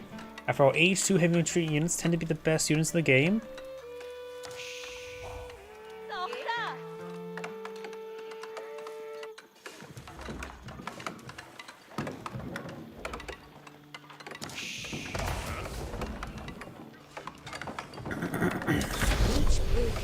There's first free Lord of Lancaster there. Each one costs 160. And of course gives every single unit nearby plus 5% maximum health, which is nice. Nice little force multiplier. Let's see now. Oh yeah, they do have the same weapon as the king. 16 damage at the very slow attack speed, so it's not great. But in this case, you can get a good number of them. 2-2 armor is not great though. But the plus 5% health multiplier can be quite nice. The move speed is 1.12, which actually is pretty slow for the House of Lancaster. After all, they have the unique heavy unit, infantry unit, the Earl's Guard, which actually moves as fast as Spearmen. In fact, the only thing that House of Lancaster has moves at 1.12 move speed is, I believe, is the Crossbowmen. And of course, hand cannoneers. Everything else moves faster than them, so the Lord of Lancaster will slow down his force. Yeomen have the intermediary high movement speed, while the Earl's Guards to have just decent movement speed. Oh, the Lords of Lancaster help protect them from these Ghazi Raiders, though they do have some bonus infantry heavy, effectively nullifying the 2 armor it has inherently. So Ghazi Raider maybe it won't be a 1v1 a Earl's Guard with the higher damage and health, but it does get pretty close. 2 will easily 2v1 a Earl or Lord of Lancaster. But a group of Lords of Lancaster would be quite nice. The aura effect here does not affect civilians, it only affects military units.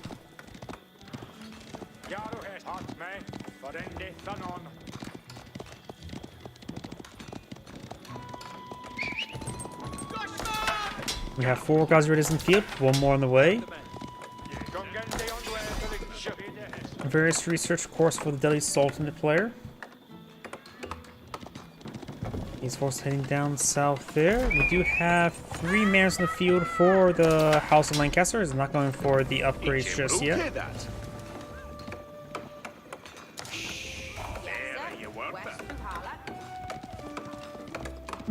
I wonder if the Sacred Site Victory captures Looks like it may, yep, it has been researched there. This will give the Deadly Sultan some extra gold generation there. Equivalent to 3 additional villagers, which is very nice. Scout will fall back in time. Scholar there will be killed off by a bunch of angry men with pointy sticks.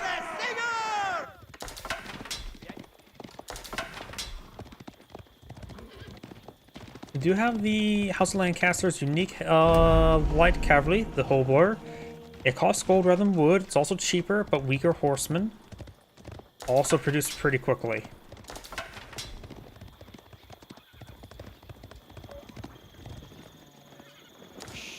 Which is a pretty good contrast to the Gauzier, which was a heavier horseman that hits slower. Still light cavalry, and still moves in the same movement speed. The heaviest of the light cavalry is the Sipahi, which actually does have reduced movement speed. Sheeple could be picked off there. Sheeple does go down.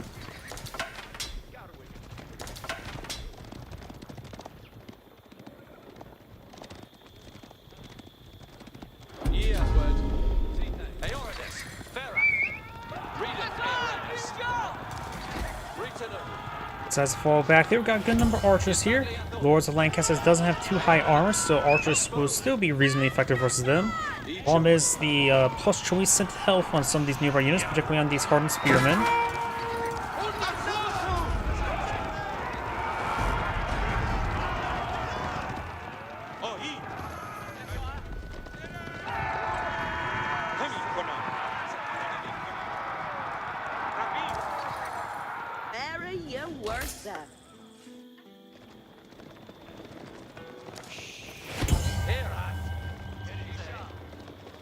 We do not have the Billman upgrade and Iron Under Mesh being researched. The Billman upgrade, of course, would do a bit of armor stripping, it's always quite nice.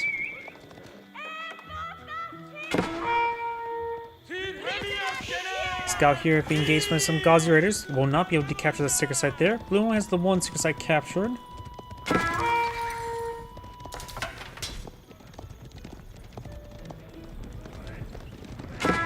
Most of the hobos from rotating around. They do have a higher attack speed. They do have night attack speed, while their damage is also very, very poor. So getting actually melee armor versus these guys is not a bad idea, since they're more reliant on the higher attack speed, and not to mention the lower base damage means armor is particularly useful against them. Actually, did go for the melee armor first as well. Very nice.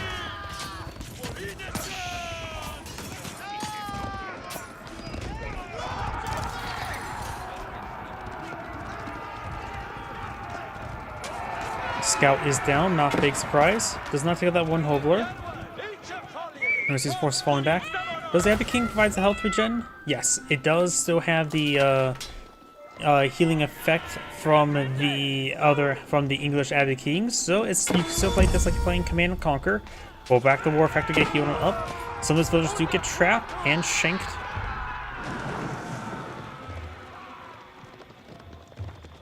Four villagers did go down there. The first 4 villagers this game. Somehow, Orange got a destroyed value of imperfect 192. I don't know how it got to that weird number. I don't think it destroyed a wall segment. And I don't think this usually counts wall segments, does it? I'm just trying to think how this got to a weird number at the moment. Probably overthinking it.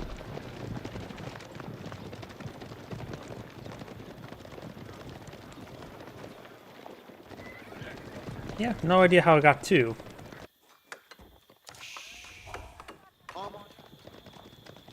Looks like Blue's going to obtain some of the venison there. Very nice. His professional scouts did get completed. And could go for more scouts to help obtain that delicious venison. White Tower being established there and a little bit forward. It will provide some good protection as well as act as a structure to build everything.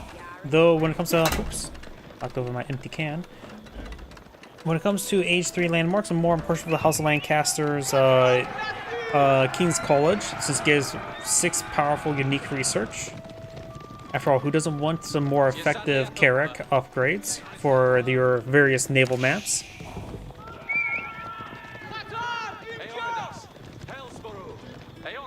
Also learning now being established as well, a counterpart to the King's College, which does provide 6 unique technologies. None of them affect your warships.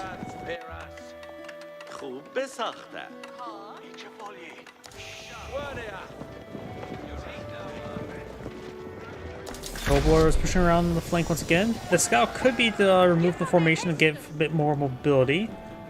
Imams or scholars trying to push way forward, trying to grab some relics. Got 2 relics over here. And let's see, 1 relic right here. 1 in the corner here, and 1 in the corner there. So it looks like it's a bit safer for blue. But those 2 down south ones can easily be intercepted and go either way. In fact, they're actually closer to Orange's base, even though it's on his opponent's side half the map. Also, Orange playing the sheeple there with that scout. Outline Caster is trying to go for some of his Earl's Guard.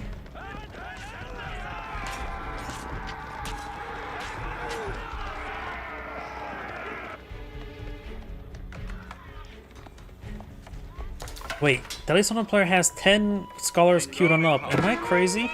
I think I'm going crazy. He already has 12 in the field. Does he really need another 10 more scholars?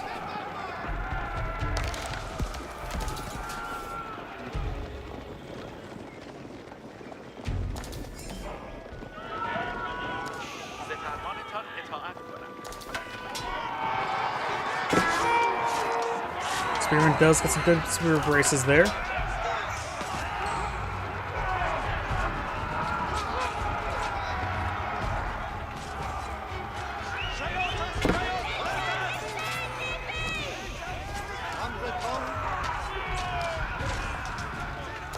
Ovlaris need for start focusing on these archers. They're just regular archers at the moment. Takes a bit of time to get that research going. Go Wool there. Looks like Orange will avoid it entirely. Very good. Almost lost a Spearman there. All the Lords of Lancaster still alive.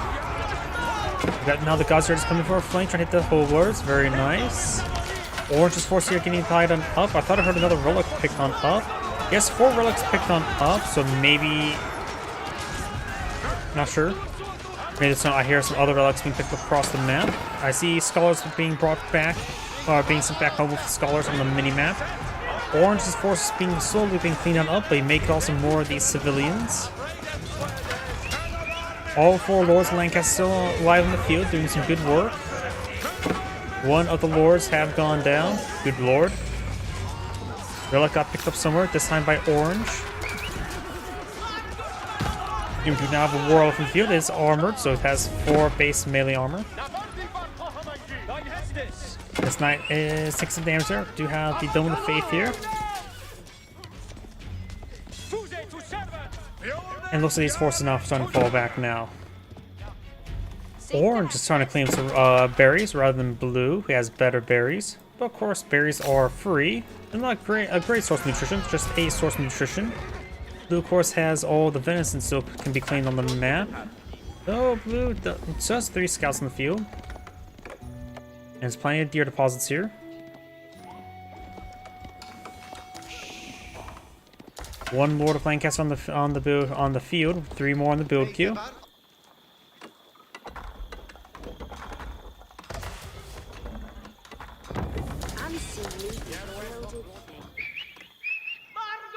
Only the 1 elephant at the moment. Not a whole lot of heavy units there, so Orange should probably eye going for too many crossbowmen. Take side being captured by Orange now. Knights pushing on the flank. The Southern player has a decent amount of gold starting up. Orange, not so much, has some wood.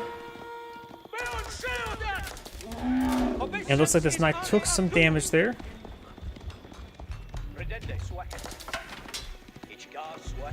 These knights now push way forward, probably trying to hit some of these villagers.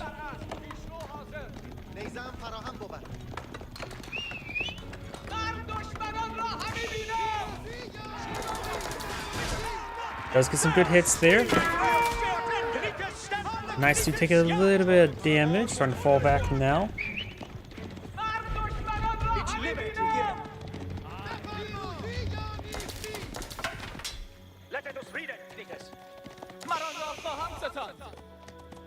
Venison now being brought back home. As one more scout here, we can start picking up some more venison. Let's see. I see a number of deer carcasses there. It's hard to tell though how many. So, blue does not need to build some farms just yet. And green is relying on berry deposits all across the map. Very good. And also clicking up this deer deposit as well. Pumbaa's way over here, and he's filled with 2,200 delicious meats. Nice being intercepted by the spearmen. Very nice. And we'll say that keep that success captured, providing him a decent amount of gold income this entire game. And blue has claimed 4 relics. Orange only has the 1. Very good by blue.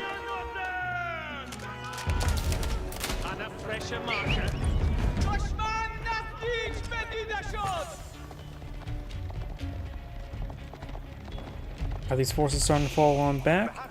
Orange going to persuade forward now.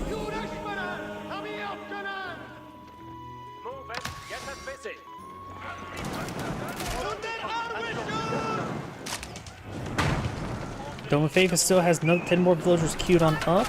Also, it's now been on fire.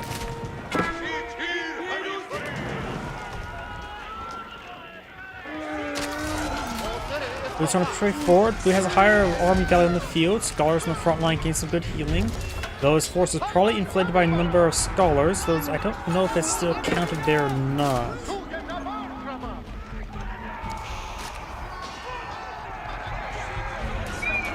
Force him to push forward. We've got 2 war elephants on the field, playing scholars to keep them healed.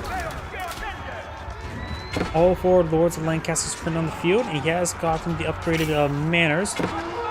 Only 1 is complete at the moment.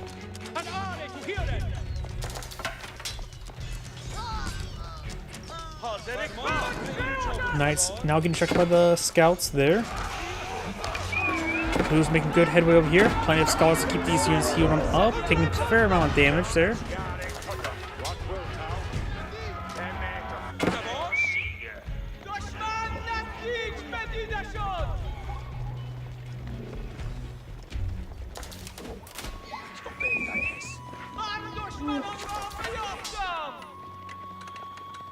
More walls going on up. Also collecting up some gold here now. The House of Lancaster does have 1,000 stone to work with as well.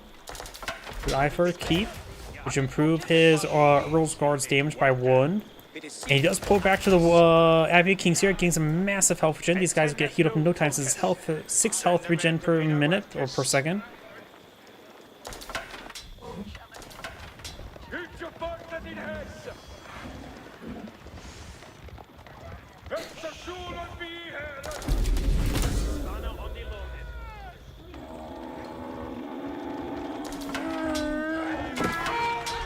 Scholars does go ahead and mock the death of that monk.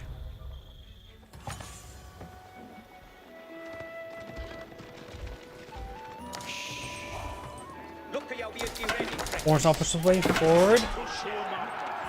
Some blues units did get split on up. Will be taken out there. Scholars taking a bit of damage there. The formation move is not doing all too well.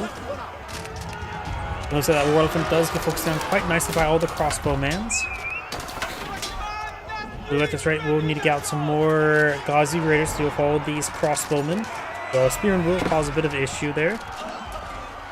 Though in general, just a general archer composition wouldn't be half bad for blue. We have to be careful about the Earl's Guard and the Lords of Lancaster. Lords of Lancaster has an inherent 2-2. Oh, actually, no.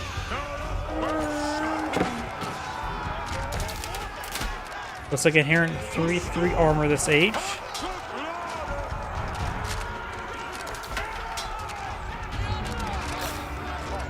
That was taking on the lords there.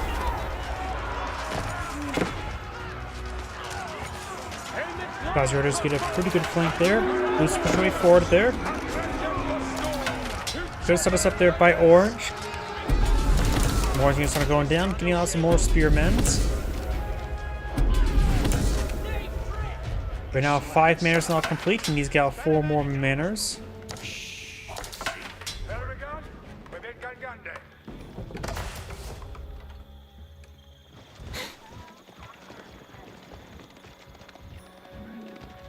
We do now have the village fortress now being researched.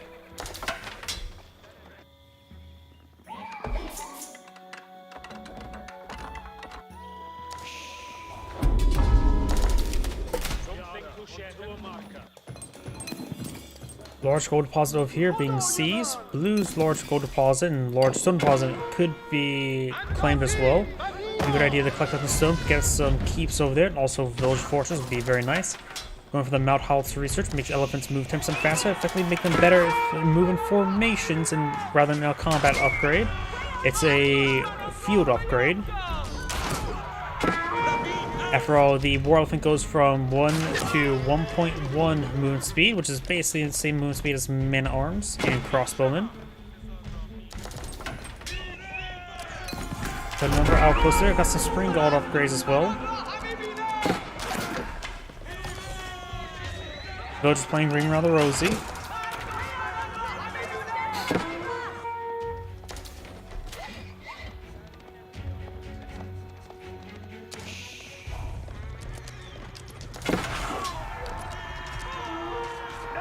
I see those looks like will be cleaned on up.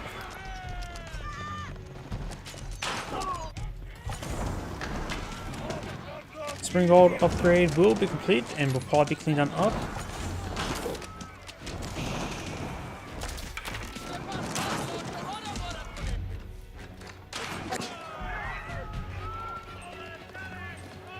Another spring gold upgrade, taking out some of these Ghazi raiders.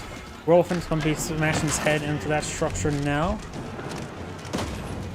Bone blades, more spring gold replacement, and grease axles being researched. We've got the veteran yeoman upgrade over here. Very far from any age up for the House of Lancaster. Same thing here for Delhi Sultanate.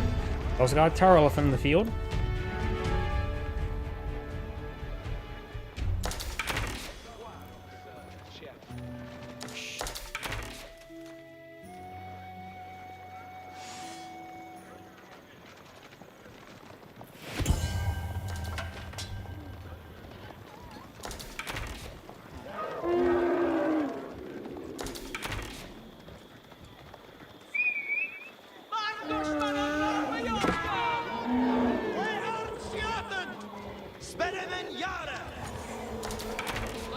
Plus 2 range damage now being researched. We also got the mana count up to 8 right now. And more delicious piece of venison being brought on back. The short value is actually very similar. Got 2222 versus a 2215. How interesting.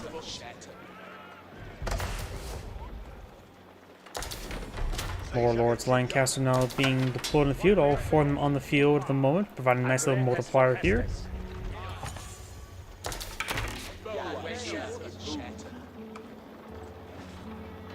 Large number of spring goals now push way forward as well.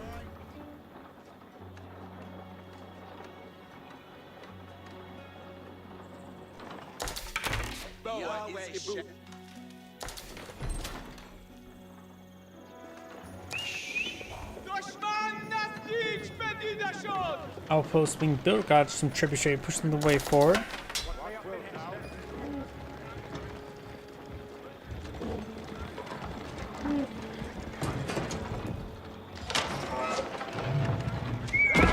White Tower now on the siege. Yeomen straight forward, a good number of them. Crossbowmen as well.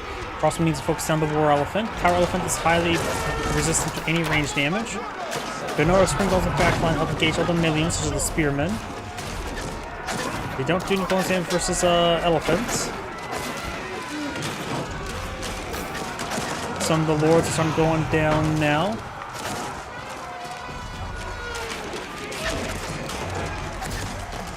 This also needs a great heal in the front line. More of the lords are going down. The white tower rotate up the tower elephant.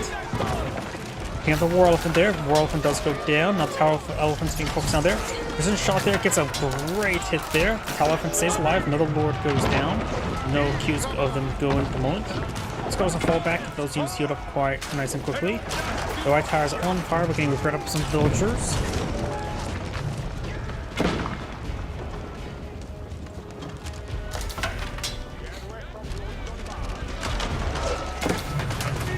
White tower does go down there.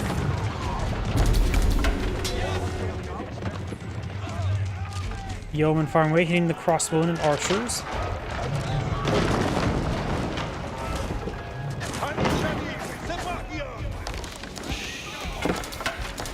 Trebuchets pushing the way forward. Yeoman falling on back now. Got a couple more mangonels there. Some spring gold still in the field by the House of Lancaster. Place on the player is got a good amount of ranges and good number of spearmen there. Nice precision shot there. Gets some good AoE damage. The mangonel gets a good hit there as well. Yeoman firing the back line. Good hits there from the mangonels. Mangonels in a great position there. They have a pretty nice choke point. Some Earl's Guard and Yeoman are pushing forward now. Spring golds are not super useful right now because this opponent's lacking melee influence. And some of these skulls going down to the splash damage from the spring golds as well as the mangonels.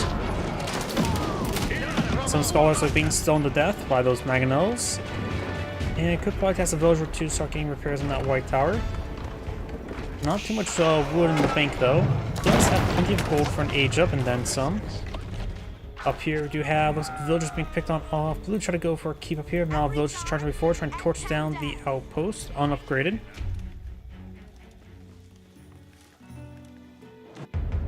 This is mine. What they have Repair it on up. The villagers should be able to torch down no problem. And since they've been queued in order to build a mining pit there, they won't fire off their bow and arrow. These villagers can escape and not get pelted by arrows. Gazier is pushing on the flank. Got a number of spring golem placements, particularly right here. Two of them at least. This one's upgraded. First, each one's going down here. We've got a forward keeping established. Orange going to lose a decent amount of villagers here.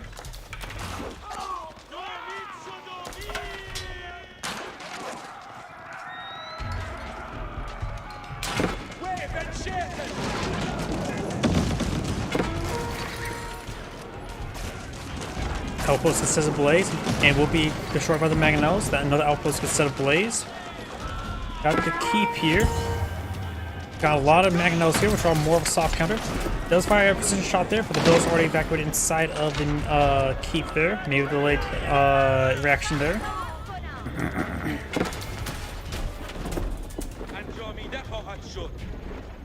Got these Gaziers falling back. Outposts here trying to be established for a bit of spotting. Trebuchets on the build queue for the House of Lancaster. Outpost immediately goes down there.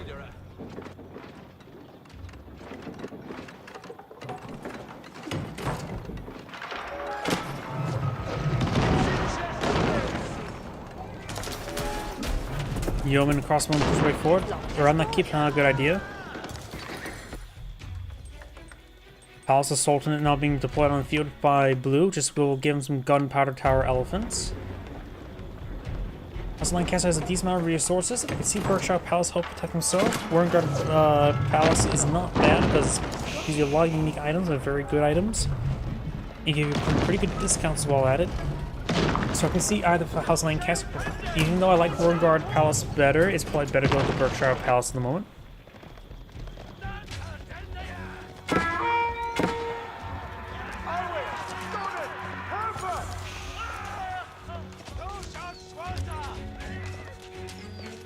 He is going for the Warrenguard Palace.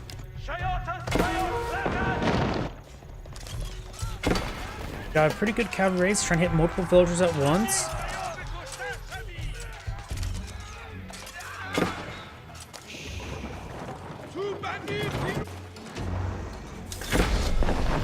Egypt not complete. That is something that's going to need to get a lot of research queues going.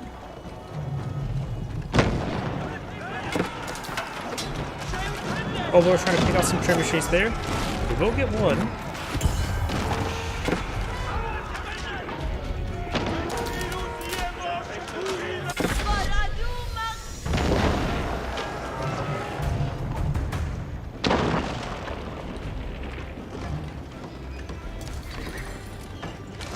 No bannered armors been put up by the House of Lancaster from the Warrenguard Palace. I think the Warrenguard arms will be best to get out some cheap free trebuchets. Better stay on those forces. Yeoman straight forward. Got a good enough Earl's Guard here, hacking away. Though the garrison commands wouldn't be half bad for Lord Guard Palace, since he dealt both need Spearmen and Earl's Guards at the moment. Let's get a number of those Earl's Guard are getting ripped apart there. The crossbows, or the Tower Elephants do have good damage there, and one of the crossbows are being better.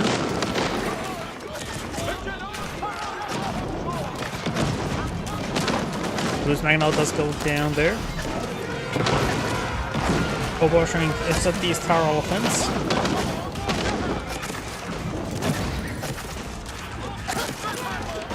Push their way forward.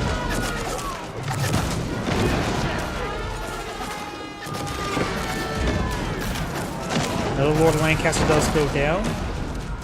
Tower Elephants are classified as ranged. They do see bonus damage from the Mangonels. Hobo is pretty forward, trying to count out these Tower Elephants now.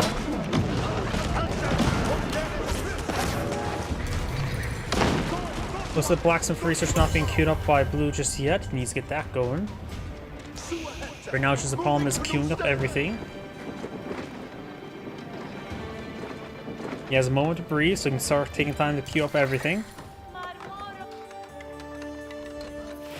Maybe if he has macro capability, maybe have a macro set up for Deadly Sultanate, so as you start hitting each ace, so you hit one button saying, oh, queue up all, go through all the hotkeys, hit all the research buttons.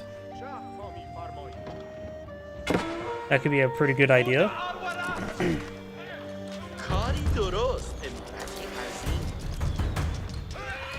Regardless how inefficient it may be when it comes to stacking up on one research structure, at least starting to get something going, it would be a good start to say the least. We do have some Blacksmith Research now being queued on up.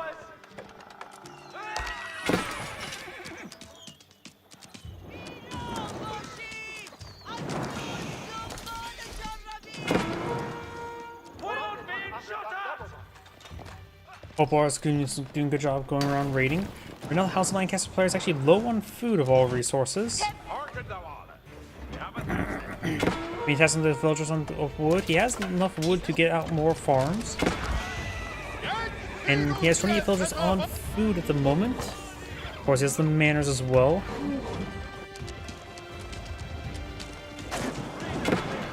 Yeomen and some billmen pushing forward. We'll find some of these villagers, and the hoboers will find some more villagers as well.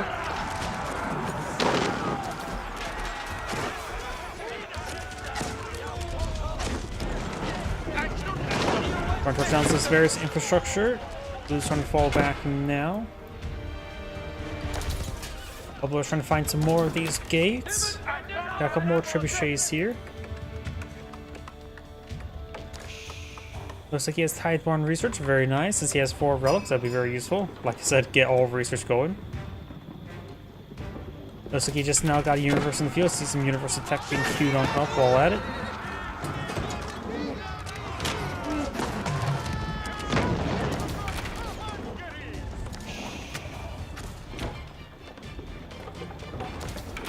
Dome of Faith is currently building a large number of scholars once again.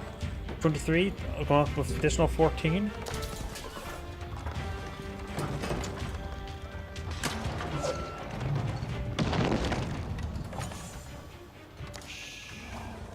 Did they ever fix the gunpowder elephants where they do a ×3? I can't remember.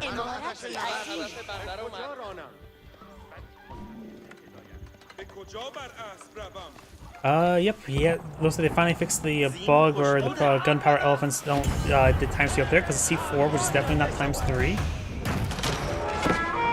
I was reminding myself the fact they did fix that because of the fact that it was been broken for as long as ever since I've been casting.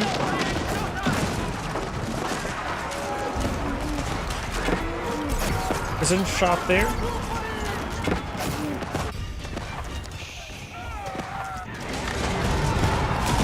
Spearmen and Lords of Lancaster support, providing some extra health there. Lord of Lancaster does go down. These guys do, of course, have hit crossbows getting plus 12 damage ×2. Taking out some of these units there with the billman. There's the nice bit of armor stripping. There's more of the Lords of Lancaster starting going down now. I think they're all down now. He has 3 of them queued on up.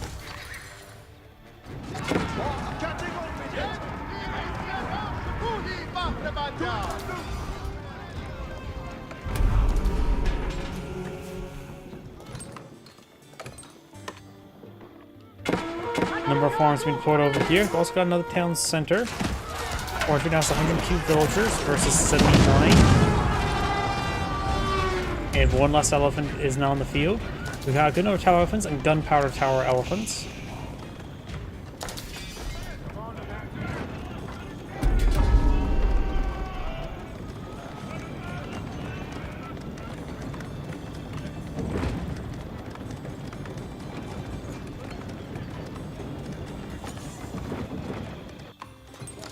And gold now being obtained there.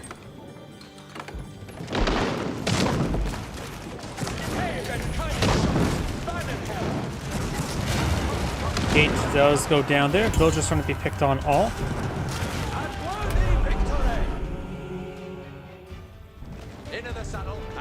Boys heading up from north. We got the keep here. It's being built.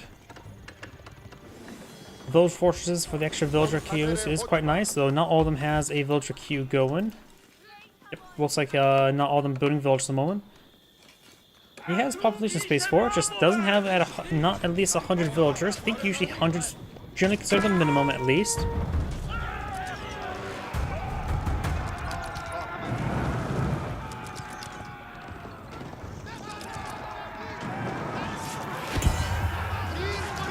Good spear brace there.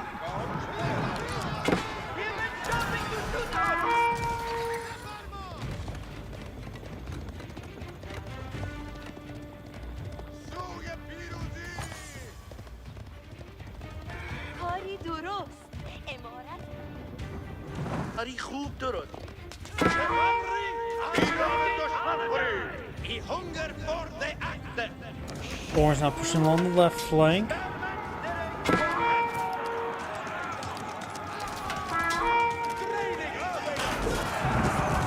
Villagers want to go on down. Sacred site has been decaptured in the center.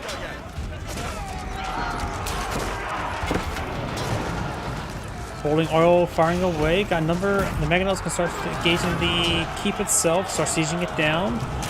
After all, Mangonel's a bit more of a soft counter. We do have now elite armor techs being researched by Orange. Trying to hit these villagers here who are a little bit idle there. Elephants and God's Raiders push forward. Lancers and archers in reserve. Precision shot there. Gets a good hit there on those villagers. Gunpowder elephants firing away. Getting some good damage on these various forces. All of Orange sequence will quickly go on down to the God's Raiders. Yeomen have extreme trouble versus tower elephants.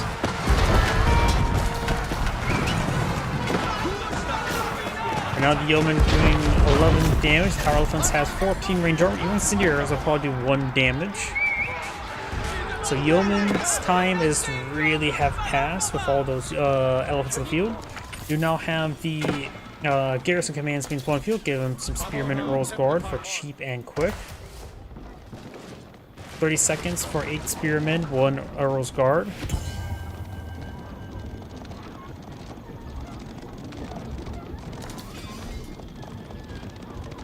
Probably a good idea not to go for heavy units as well, since the tower elephants do have bonus saving versus heavy.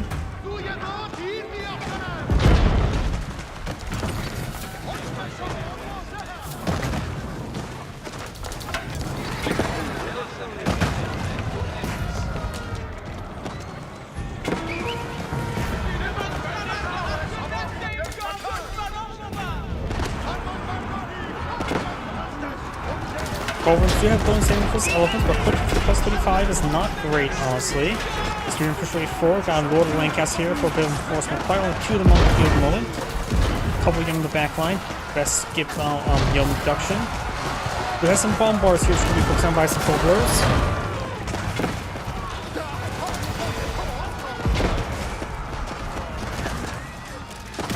Bombards, some of them start going down there. Gunpowder elephants pushing their way forward.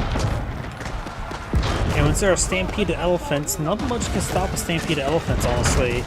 More spearmen being going by the Lord of Lancaster. It's going for some hand cannoneers, which may not be a great option, just a option. Port architects and grease axles. Culverins firing away. Using decent hits there under the elephants. Billman doing some good damage there.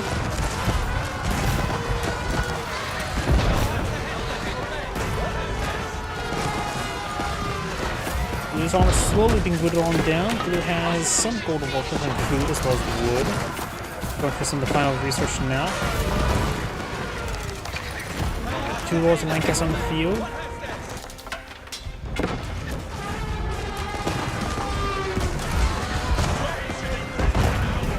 More Hobblers, more Spearmen, and more Garrison commands. House of Lancaster has plenty of wood, just needs more food and gold. And has a lot of stone in reserve as well. Power can slowly going down, but now Blue has a slightly higher destroyed value. Blue's trying to fall back as well.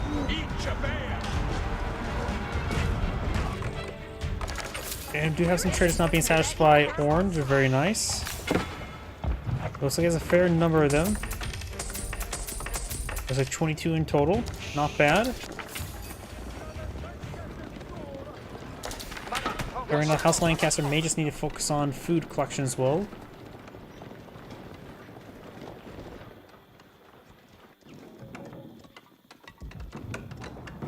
Going for a keep over here, some basic walls.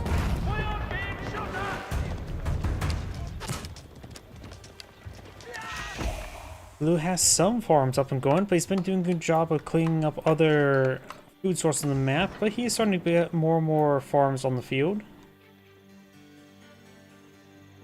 The Southern right now has 31 villagers on food.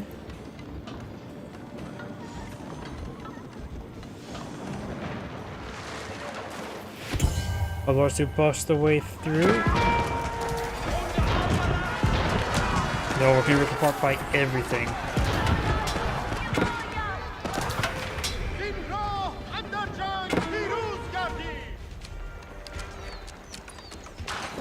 He's not pushing forward, trying to torch down this keep.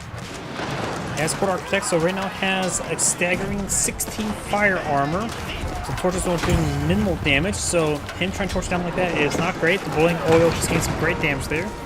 Pulver's, however, doing some good work. Blue's not pushing way forward here as well. Looks like he's going straight for the landmarks. Yep, looks like Blue's going to try to end the game with a base race, and he will likely win this. The White Tower is still down, so all he needs to do is take out the Abbey Kings, the capital town center, and the Warren Guard Palace over here. Of course, now it's trying to fall back, but they're pretty far away from each other. Tower Elephants can use tasks just to hit these various landmarks there and let them just go for drive-bys to the rest. All more straightforward. I'm not sure which landmark they're trying to hit. Probably the capital. They could be going to the Warren Guard Palace. Villagers are charging way forward, trying to get as much damage as they can done.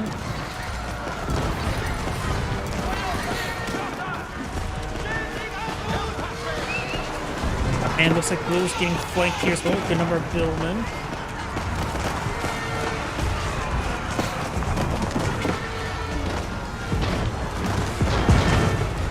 Orange going to lose a good number of villagers here.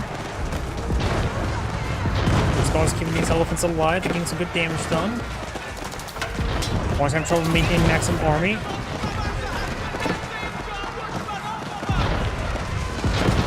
Orange has a good number of hand cannoneers here, but Orange is back of the game now. This is Angry saying thank you for watching, and on to the next replay. As mentioned beforehand, that shall be my last replay tonight, so everyone, thank you for watching, have a good evening, and get some